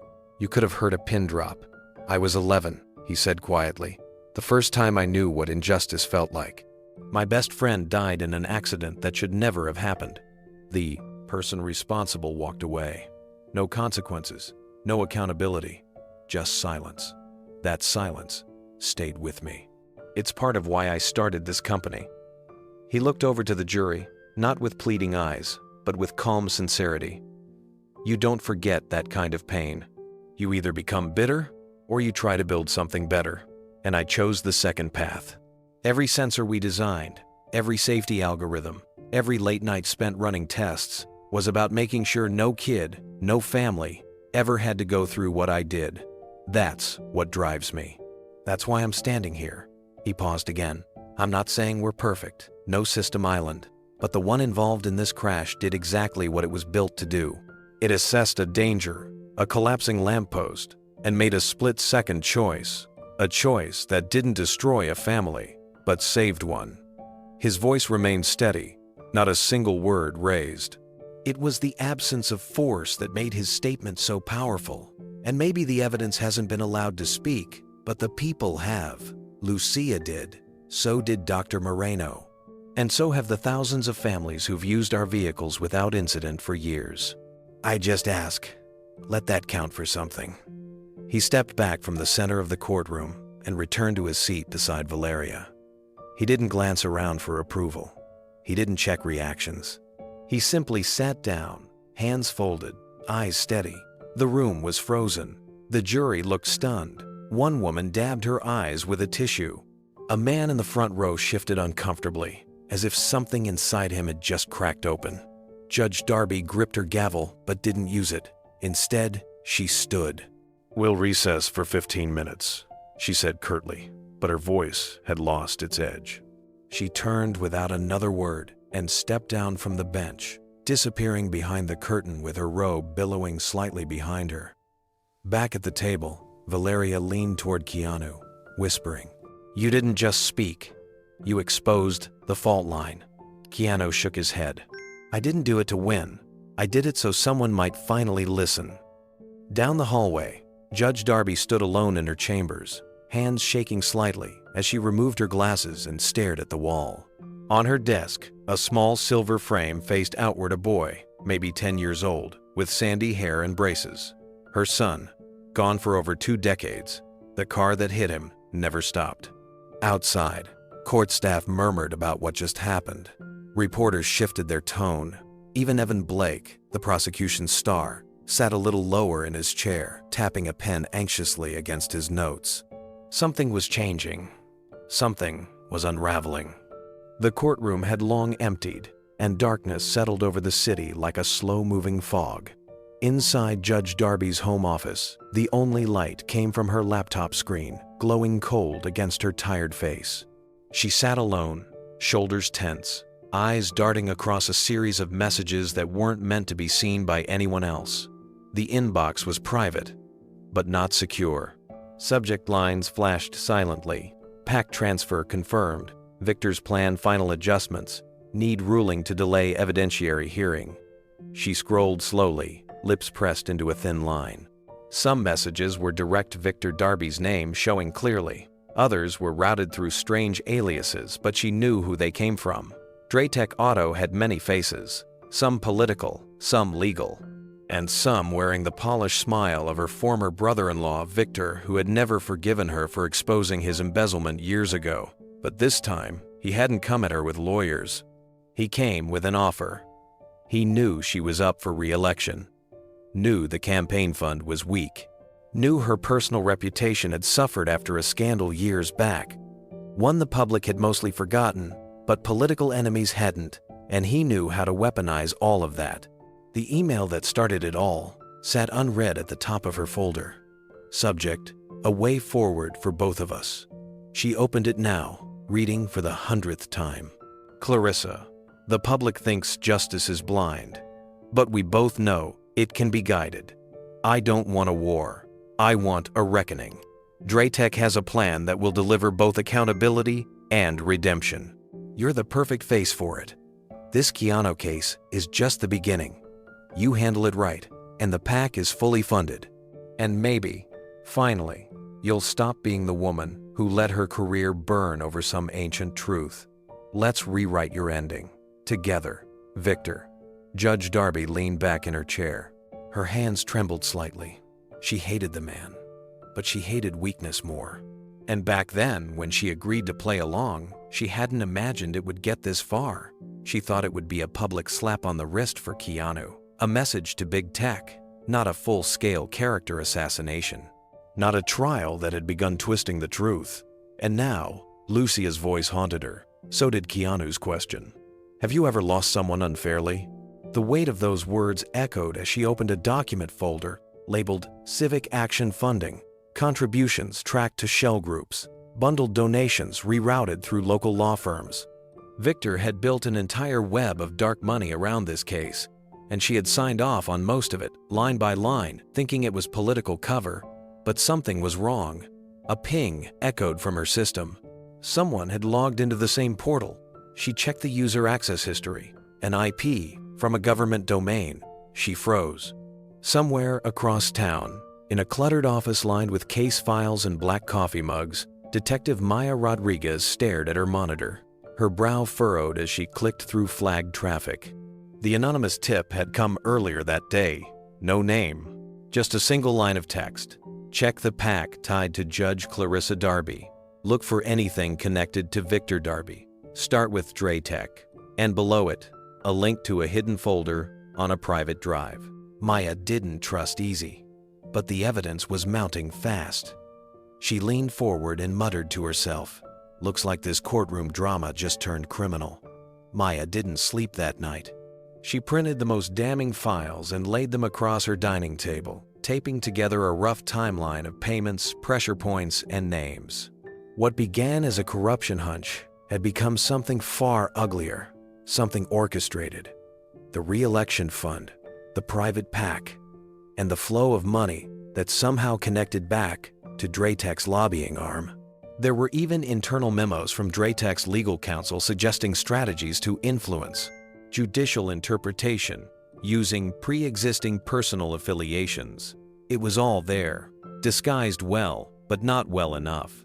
She circled 3 names in red ink: Clarissa Darby, Victor Darby, and a third one that chilled her: Senator Gaines, the same senator who had praised Judge Darby in recent news interviews. The same one pushing a bill to limit autonomous vehicle manufacturers' liability. It wasn't just about Keanu's project anymore. It was bigger, political, national. She picked up her phone and made a secure call. "I need a confidential subpoena. Yes, on judicial ethics and campaign finance irregularities. Targets are Darby and Darby. The brother-in-law's involved. Yes, it's going to blow up." Meanwhile, back at Clarissa's home, the judge sat frozen. Her computer had gone idle, but her mind raced. She remembered the moment Victor first offered to clear her path. He hadn't mentioned Keanu then, only hinted that a future case would need her to rein in the cult of celebrity tech. And now here she was, watching that cult reveal its humanity. Watching a girl, Lucia, tell the truth unprompted. Watching Keanu stand there in silence, never pleading, never accusing. Just asking questions that got under her skin, like salt in a wound she'd buried long ago.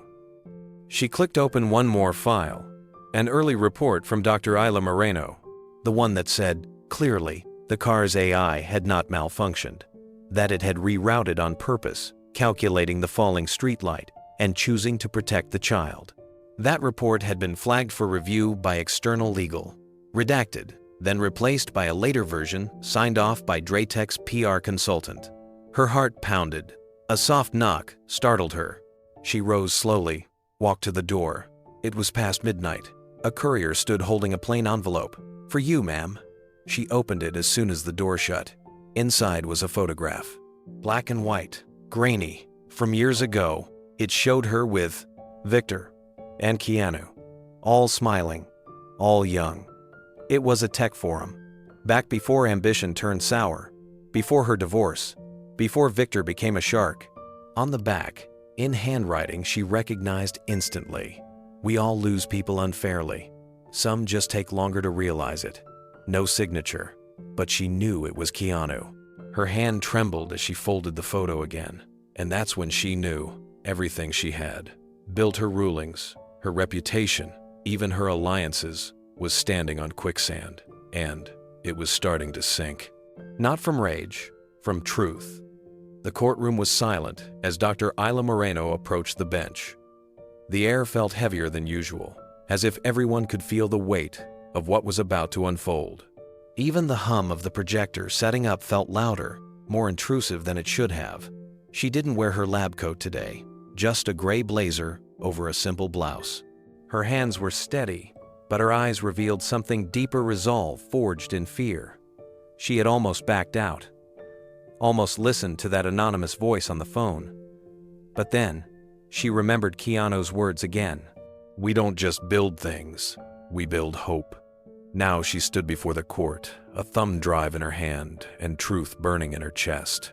"Your Honor," Isla began calmly, addressing Judge Clarissa Darby directly, "I respectfully request permission to submit new forensic data related to the incident involving the Draytech NX7 vehicle and Lucia Bennett."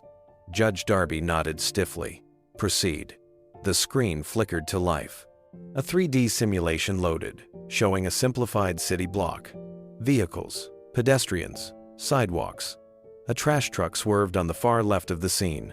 This is a time-synchronized simulation generated from the raw sensor logs recorded during the incident, Isla explained. These logs were not part of the initial public release. I obtained them from a secure backup that was never scrubbed by PR or legal. She paused, then added pointedly, and they were withheld by Draytech. A murmur rippled across the courtroom. Keanu glanced over at Valeria, who gave a small, almost imperceptible nod. She knew this was it. Isla clicked her remote. The simulation began in real time. The trash truck swerved suddenly, mounting the curb. Its back tire blew out. Metal and asphalt scraped violently. In this frame, Isla narrated, the NX-7 detects the sound of metal stress fractures. It initiates a predictive trajectory scan not just on the truck, but on infrastructure. She zoomed in on a utility pole on the corner. Notice this pole. It's leaning at a dangerous angle. It had been marked for city replacement, but never repaired. The vehicle's sensors predict its fall path. A human driver might miss this. The screen split left side showing Lucia stepping into the crosswalk, right side showing the AI's predicted outcomes. A red shadow appeared on the right side where the pole would land. If the car had not intervened, Isla said quietly, Lucia would have been struck directly by the falling pole. She would not have survived. Gasps echoed through the gallery. Instead, she said, advancing the simulation frame by frame, the NX-7 makes a micro-adjustment. Just 2.3 degrees off path. Enough to clip her, not avoid her, but redirect her body away from the projected strike zone. It showed the moment clearly. The vehicle nudged forward not at full speed, not recklessly. A deliberate move, calculated, protective. It absorbed the impact, Isla said, and it changed her trajectory by just enough. She broke her arm. She was bruised. But she lived. Silence fell again. Then Isla said what no one expected. This system did not malfunction. It saved her life. Judge Darby didn't move. Her hand trembled slightly as she reached for her gavel, but she didn't strike it. She just stared. The courtroom remained frozen, like a collective breath held underwater. Isla stood beside the space screen, her hand resting against the wooden podium. Her voice, though soft, held a clarity that couldn't be ignored. I want to show you one more sequence, she said. She brought up a high-resolution frame-by-frame breakdown. Timestamps flashed in the top corner, a slow-motion replay of the final 1.6 seconds before the incident. On one side of the screen, Lucia's foot was midair. On the other, the utility pole groaned under the pressure of the swerving truck's wake.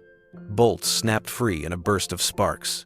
This was the moment the AI recalculated, Isla explained. You'll notice a small pause, a fraction of a second. That was the system running multiple simulations. The safest outcome, based on its data, was a forward redirection, not evasion, not braking. That would have pinned her under the collapsing pole. She turned toward the judge. Your Honor, we often think of machines as binary, cold, unfeeling, but this machine made a decision rooted in preservation, not perfection, not safety without cost, but life over death. Keanu looked down for a moment, processing. There was a lump in his throat. He had trusted the system. But seeing it laid bare, seeing that it had acted not just with precision but with a kind of instinct, changed something in him. The jury was still. Even Melanie, the girl's mother, seemed affected. She looked toward Lucia with wide, wet eyes, as if suddenly realizing that the child she had sworn to protect might have been saved by the very thing she was told to blame. Judge Darby's eyes remained locked on the screen. She hadn't moved, but the stillness was different now.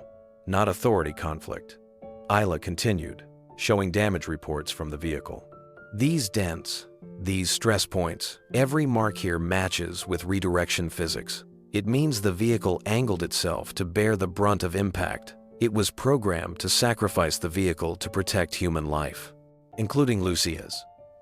Valeria stepped forward during the pause and handed the judge a printed report. All of it is in here, unaltered, independently verified. Judge Darby's hands closed around the folder. Her knuckles were white. Then Isla finished with a quiet statement. "I didn't come here to defend a company. I came here because a little girl was nearly turned into a scapegoat for something that wasn't her fault. And because we live in a time when the truth is often buried under power, money, and fear, I believe in the data. But more than that, I believe in doing what's right." She stepped back. No applause. No noise. Only the sound of Judge Darby slowly standing.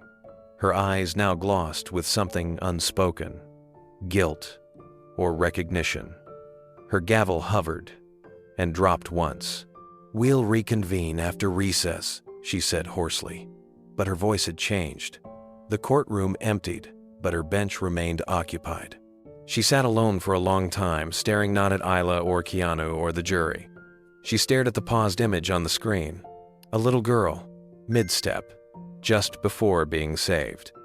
The next morning, a storm hovered over the courthouse, though the sky was clear.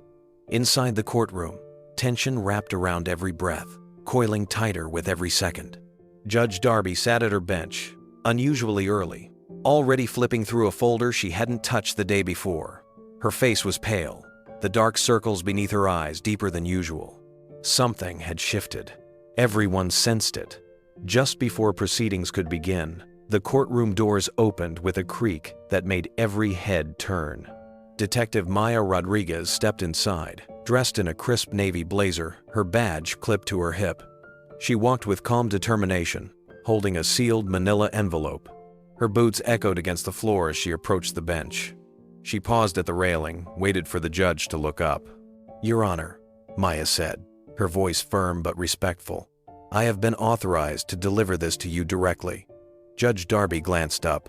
Their eyes locked two women both used to command. Now standing on opposite ends of a line neither had wanted drawn. Darby reached down, her hand steady, and took the envelope. She turned it over. Her name was written across the front in thick black ink. She opened it. Inside was a formal letter of notice. The state of California had opened a criminal inquiry into allegations of judicial bias and potential misconduct tied to undisclosed relationships with a party under investigation, Draytech Auto.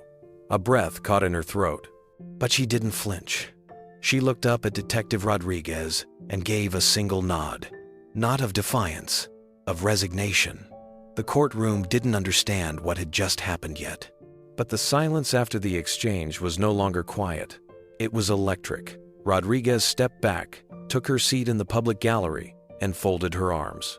Judge Darby set the letter down, closed the folder on her desk, and slowly stood. "Before we proceed," she said, her voice quieter than usual, "I must enter something into the record." A low murmur spread through the room. Reporters leaned forward. Valeria's hands tensed at her sides. Keanu sat still, his fingers folded in his lap, waiting.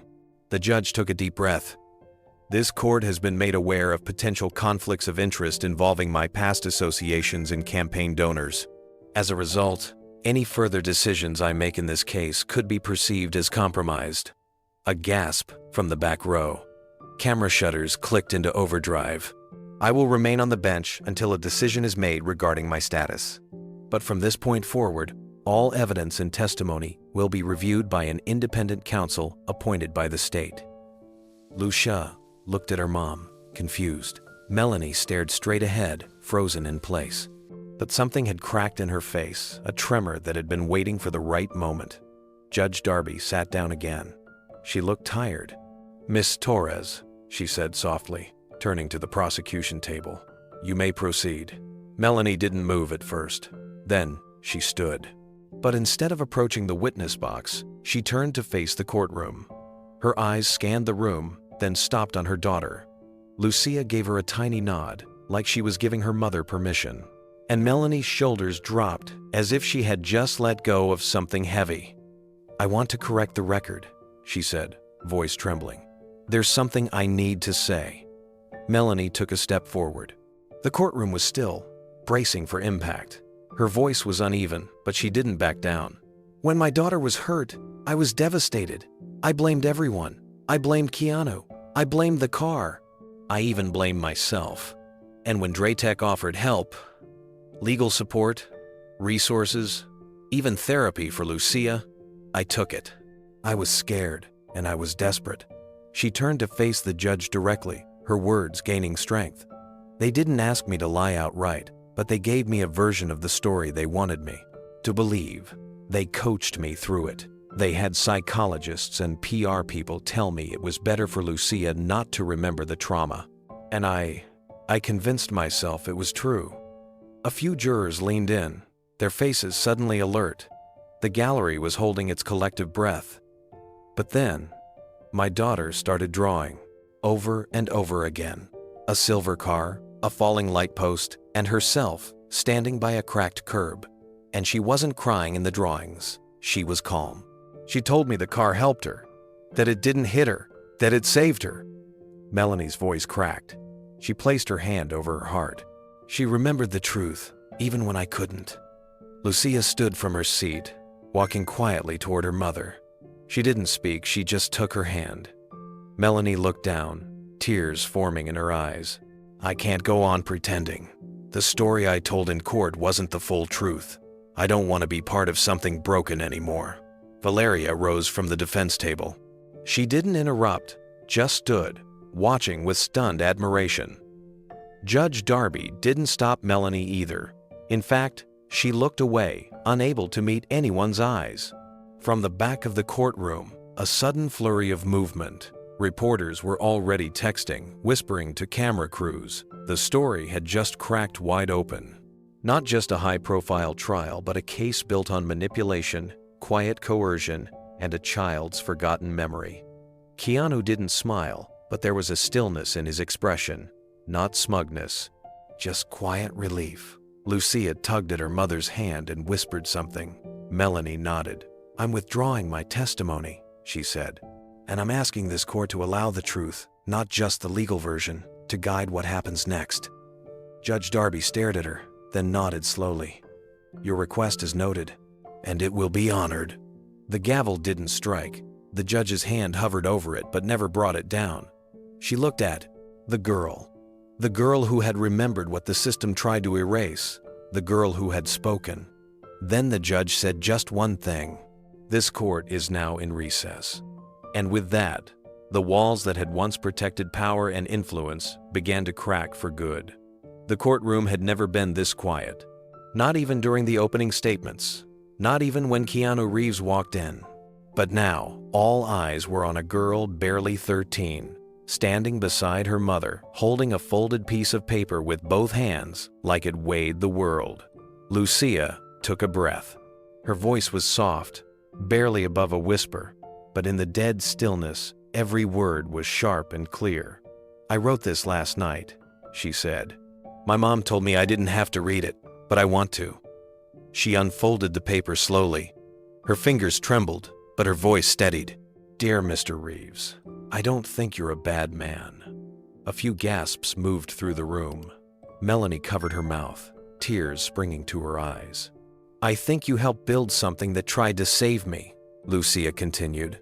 And I think that matters. I know some people think it didn't work, that it failed, that you failed. But I remember now. I remember the car didn't hit me. It moved me. She glanced at her mother, then back down. I didn't understand it at first. It felt like I was flying. Then I saw the lamppost fall. It missed me because of the car. It wasn't trying to hurt me. It was helping. Lucia paused. Keanu lowered his head slightly. His eyes glistened. But this letter isn't just about the car, she said. It's about forgiveness. She looked up this time, directly at Judge Darby. I want to forgive you too. Not because you were fair, but because I don't want to grow up angry like you. The silence turned into stillness. Heavy, immense, unbreakable. Even the stenographer had stopped typing. Judge Darby's eyes twitched, her jaw clenched. For a long second, she didn't move. Then, Lucia stepped forward and handed her the letter. The judge hesitated, but her hand rose slowly, as if against her own will. She took the page, her fingers tightened around it. And then, something cracked.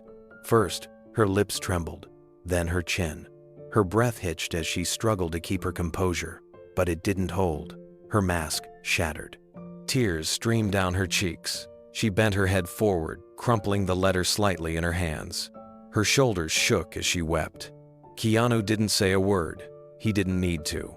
Lucia had spoken for them all. The courtroom remained frozen. No one dared move. No one dared speak. The walls of judgment, built brick by bitter brick over years of control and ambition, had just collapsed. Judge Darby wiped her face with a trembling hand, but the tears kept falling. She tried to compose herself, but emotion kept rising, wave after wave, as if years of something buried had just been unearthed by a child's quiet truth. The courtroom remained suspended. No gavel, no motion, no objection, just raw humanity on display. Lucia stepped back beside her mother. Melanie instinctively pulled her close, holding her in an embrace that seemed to shield her from the weight of everything she had just carried. "I never wanted this trial," Melanie whispered, though the microphone picked it up. "I wanted answers, but not like this." Keanu stood silently, his posture gentle, arms at his sides, not defensive, not performative, just present, grounded. He looked toward the judge, but not with accusation, only empathy. Judge Darby slowly straightened herself in the chair. Her voice, when it came, was broken, barely audible, but honest. "I don't deserve your forgiveness," she said, speaking not to the room, but to Lucia. "You're braver than I have ever been." She looked down at the letter again, smoothing it against the bench as if to restore its creased corners, but also, perhaps, to hold on to its truth. The kind of truth she, Goodnow, had spent her career controlling, shaping, suppressing. "This letter," she whispered. "It's the first thing in years that made me feel human again." Then, something shifted in her gaze. She looked out at the courtroom, this time not with the eyes of a judge, but of a woman forced to see the damage her power had caused. "I want to make something clear," she said louder now. "This case was never about justice. It was about influence, about image, about power, and I was part of that machine." Reporters in the gallery scrambled to turn up their audio recorders. The defense attorneys sat frozen. Even the prosecution looked stunned. Judge Darby turned to Keanu. "I knew your car saved her," she said, voice cracking. "Not at first, but later. And I didn't stop the trial because I was scared of what it would cost me." Her admission landed like thunder. Melanie's lips parted in disbelief. Keanu's brow furrowed gently, but he remained silent. The judge continued. "I let myself become a symbol, not of fairness, but of vengeance. And that vengeance was fed to me by someone who once called me family." A rustle passed through the crowd. Those who knew about the Darby family name now began to piece together the web behind the trial. "Victor Darby," she said, "my ex-husband's brother, executive at Draytech. He promised I could turn this courtroom into a legacy of control. I let him." Detective Rodriguez, seated quietly near the back, reached for her notepad, already filling a second page. Lucia clung tighter to her mother. "I was angry for a long time," Judge Darby confessed. "I thought I could bury that anger in work, in rulings, in discipline. But it found its way back. It always does." She looked down at the letter once more. "But you, Lucia, you didn't let it grow. You turned it into forgiveness." Her voice cracked again. "And that is more powerful than any verdict I've ever given." She stood from the bench. It was a gesture that shook the room more than any ruling she had ever delivered. Her shoulders no longer squared with cold authority, but softened in humility. She stepped down from the bench, walked to Lucia, kneeled, and whispered, "Thank you for saving me." Lucia didn't say anything. She just nodded. The courtroom, still silent, witnessed not a legal victory, but a human one. Forgiveness had done what justice alone could not. It had changed everything. The morning after the courtroom's collapse was quiet, almost sacred. No reporters screamed from behind barricades. No gavel echoed from the bench. Just a hush across the city that once rushed to judge. The headlines changed overnight. Draytech execs indicted in cover-up. Judge resigns amid corruption probe. Keanu Reeves cleared of all charges. Keanu stood outside the courthouse, not celebrating, not vindicated, just still. Valeria stepped beside him, handing him a copy of the motion that formally dismissed the charges. He didn't even glance at it. Instead, he looked out at the crowd gathering nearby. Ordinary people, some clapping, some crying, but most were quiet watching. He turned to Valeria. "Can we find Melanie?" She blinked. "Melanie? After what she said in court?" "She was scared," he said. "But she's a mother, and she tried to undo it when it counted." Later that day, Keanu sat across from Melanie in a small cafe, far from the cameras. She looked exhausted, her hands trembling slightly as she stirred her untouched tea. Her daughter, Lucia, sat beside her, tracing invisible patterns on the table with her fingertip. "I thought you'd never want to see me again," Melanie whispered. "I'm not here to punish you," Keanu replied softly. "I'm here because I believe you're capable of something better." Tears welled in Melanie's eyes. "My whole life, I tried to raise her right, but I caved when I got scared, when the lawyers came, when Darby made it clear this wasn't just about justice, but power." Keanu nodded. "I'm starting a new branch of my foundation. Real road safety education. Truthful, transparent, no corporate nonsense. Families teaching families. Survivors leading sessions. Would you help us build it?" She stared at him, shocked. "You want me to help?" "I want Lucia to see what redemption looks like, and I think she already has." Lucia looked up. "Does this mean the car wasn't bad?" Keanu leaned in gently. "No, sweetheart. The car tried to help you, and now we're going to help others too. Across town, Doctor." Amara Moreno stood before a panel of engineers, ethicists, and trauma counselors in a conference room lined with glass. Behind her, a massive screen displayed simulation footage of the crash. Isla sat at the end of the table, her fingers flying across a keyboard. "This isn't just about one crash," Dr. Moreno began. "It's about a system that learned. A system that chose human life over machine protocol. We've spent too long focusing on how AI drives, but not enough on why it chooses." She clicked to a slide titled, "Lucia's Code. This will be the global standard for all AI driving systems moving forward. The child's safety, always first. No matter the math, no matter the cost. Every decision modeled from this moment on will carry her name." The room went silent. Then, one by one, they began to nod. 3 weeks later, the initiative launched in downtown Los Angeles. A stage had been built in the heart of a busy community park, surrounded by families, students, and local leaders.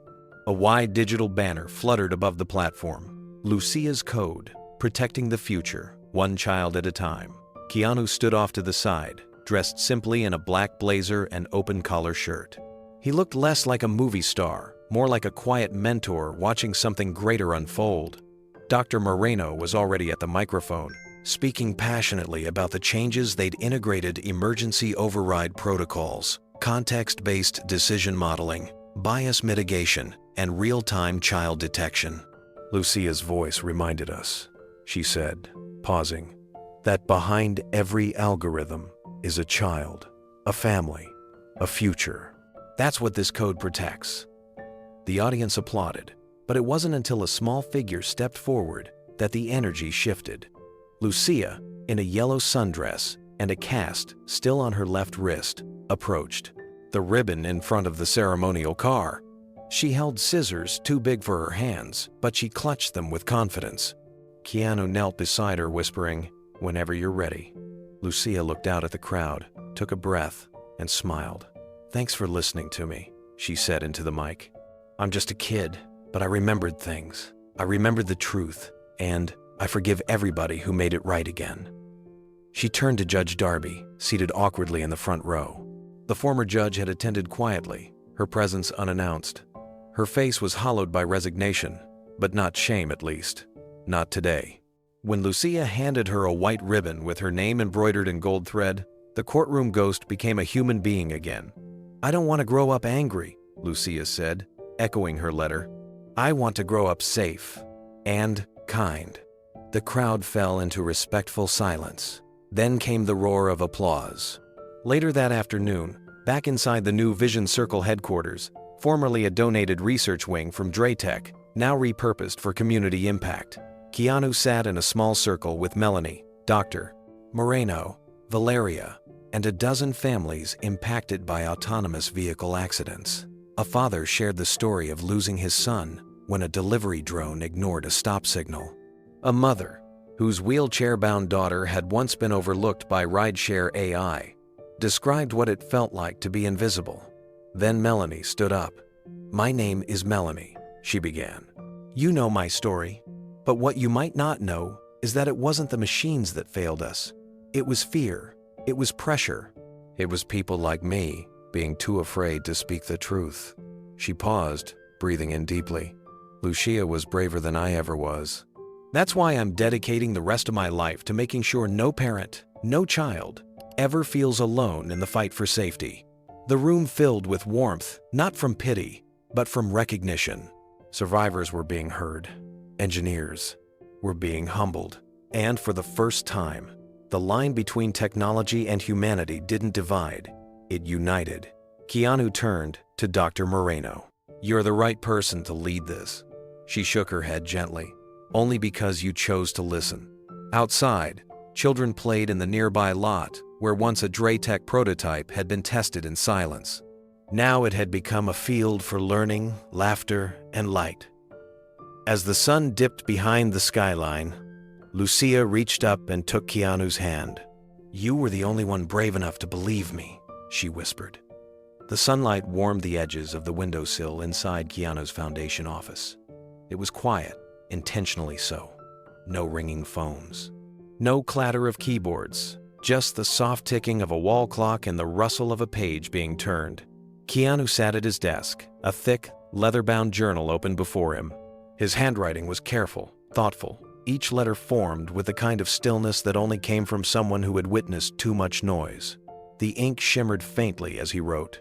"The world is loud, but sometimes it's the quietest voices that carry the most truth." He paused, letting the weight of that line settle. His fingers hovered over the page, then gently set the pen down. Across from him, on a table beneath a framed photo of Lucia and her mother standing at the ribbon-cutting ceremony for Lucia's code, sat a small empty frame. He rose, tore the page carefully from his journal, and placed it inside. That note would stay there, a reminder, not just of the court case, or the scandal, or the headlines that came and went, but of the quiet power that changed everything. A child's voice, a whisper of forgiveness. The courage to speak when everyone else remained silent. Outside the office, life moved on. The news cycle had shifted. The outrage had faded. Executives at Draytech were facing trial, their names filling subpoenas and legal filings. Judge Darby had resigned from the bench 2 weeks earlier. Her press conference had been short and emotionless, but Keanu had seen something behind her eyes in that final moment, something broken and searching. She hadn't reached out. He didn't expect her to. Forgiveness was a long road, and not everyone was ready to walk it. But the story didn't end in the courtroom. Melanie had started her new position at the foundation that same week. She brought a quiet presence to the team, a steady warmth. Her daughter, Lucia, would sometimes visit after school. She liked the science lab. She especially liked Isla. On one such visit, Lucia had asked a simple question while sitting beside Isla and Dr. Moreno. "Can a machine ever know how it feels to be scared?" The room went still. Dr. Moreno smiled. "Number, but it can be taught to recognize when someone else island." Lucia nodded, satisfied. Later that month, Keanu attended the final launch meeting for the nationwide rollout of Lucia's code. It wasn't held in a grand conference center or a lavish tech hub. Instead, they chose a public school in a quiet Los Angeles neighborhood not far from where the accident had first occurred. The gymnasium was decorated with student artwork. Bright, bold posters read things like "Safety First" and "Your Voice Matters." Dozens of families sat on foldable chairs, their eyes focused on a small wooden stage at the front. On that stage stood a girl who once couldn't walk without help. Lucia held the microphone like it weighed nothing. She didn't read from a script. She didn't shake. Her voice rang out, clear and confident. When I was hurt, people argued about what went wrong, but no one asked me what I remembered, until one person did, and he listened. She looked over at Keanu. He gave her a small nod. I think we should always listen, even if it's scary, even if it makes someone uncomfortable, because sometimes the truth isn't loud. It's small, like a kid in a hospital bed who just wants someone to believe her. Applause filled the room. It wasn't thunderous. It was steady, grateful, a heartbeat of appreciation from people who understood the weight of what she said. Afterward, Keanu joined her at the ribbon.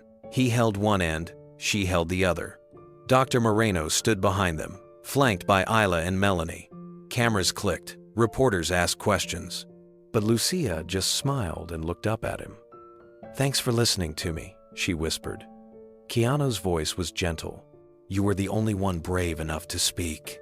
That moment was captured in a photo that would later be framed in the Foundation's lobby, not because it was dramatic, but because it told the whole story.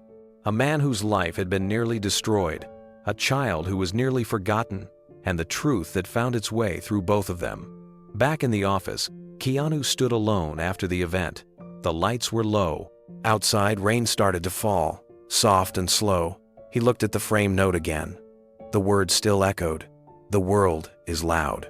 But sometimes, it's the quietest voices that carry the most truth. There was no press release that night. No social media post. Just a man placing his hand against the frame, closing his eyes for a brief moment of stillness.